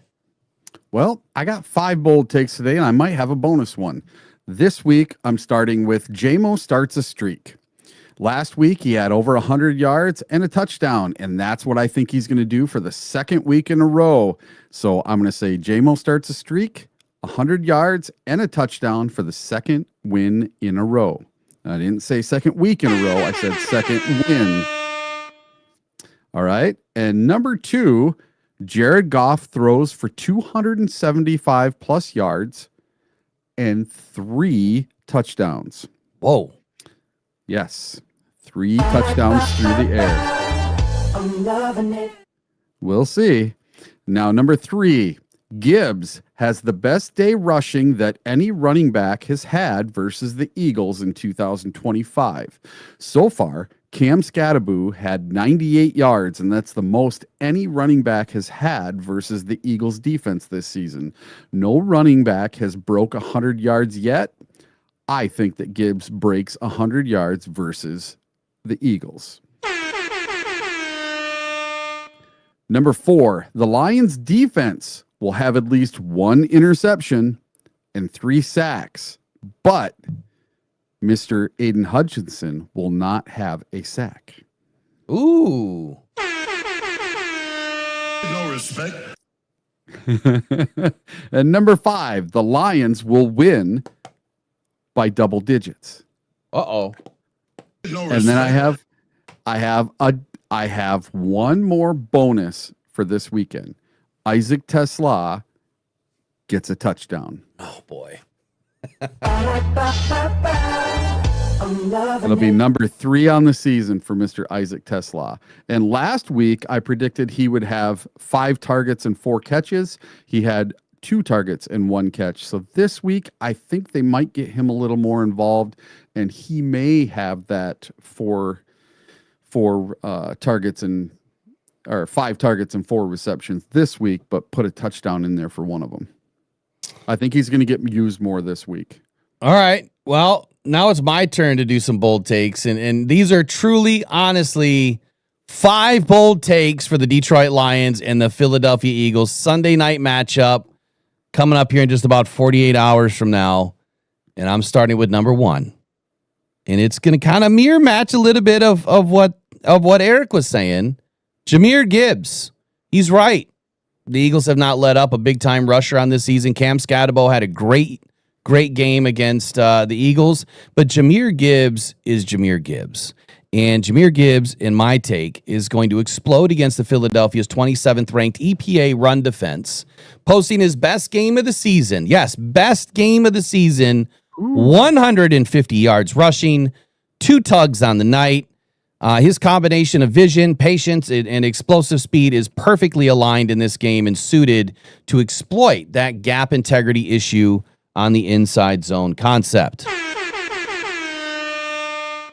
Jared Goff, just like you mentioned, Jared Goff, I'm also going with Jared Goff to have a big night, but maybe not as big. I don't think he's going to have to throw the ball a ton. I'm going to go 250, 2 touchdowns.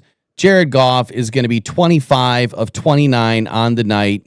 Goff puts in primetime masterclass once again, shredding Vic Fangio's pattern match coverage, and I think 0 turnovers to boot. No respect for the Philadelphia Eagles on Sunday night. Number 3, Amon-Ra St. Brown is known as the man beater, and in this game, he's going to have to be exactly that, but he's not going to have to do as much. I think that Amon-Ra St. Brown is going to be under 70 yards in this game, no touchdowns. He is going to be more of a decoy, allowing Jameson Williams to have a much better night. Amon-Ra St. Brown, he does dominate in the slot. He will do some work in the game, but I'm going to give him 5 receptions, under 70 yards on the night. He will be targeted at least 7 times. I'm loving it. Turnovers. The Detroit Lions haven't created turnovers in a while. We need some turnovers to beat Philadelphia.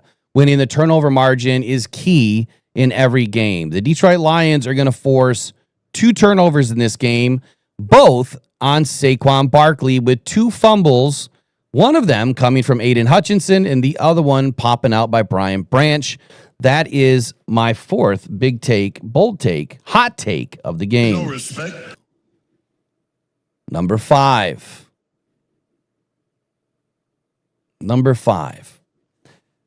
We talk about playing in the contained game and talk about what Aiden Hutchinson is not supposed to do in this game, which is get after Jalen Hurts. However, I do believe with the Lions putting in the spy with Jack Campbell against Jalen Hurts is going to open up some opportunities for Aiden Hutchinson to be in a cleanup mode, if you will, playing through this elbow injury. I think he's going to dominate Philadelphia's offensive line, and I think he's going to pull down 2 sacks in this game, largely from his relentless motor in catching Jalen Hurts on the other side. Aiden Hutchinson, 2 sacks against Philadelphia Eagles, and that is Will Rock's 5 bold takes for the Lions-Eagles game.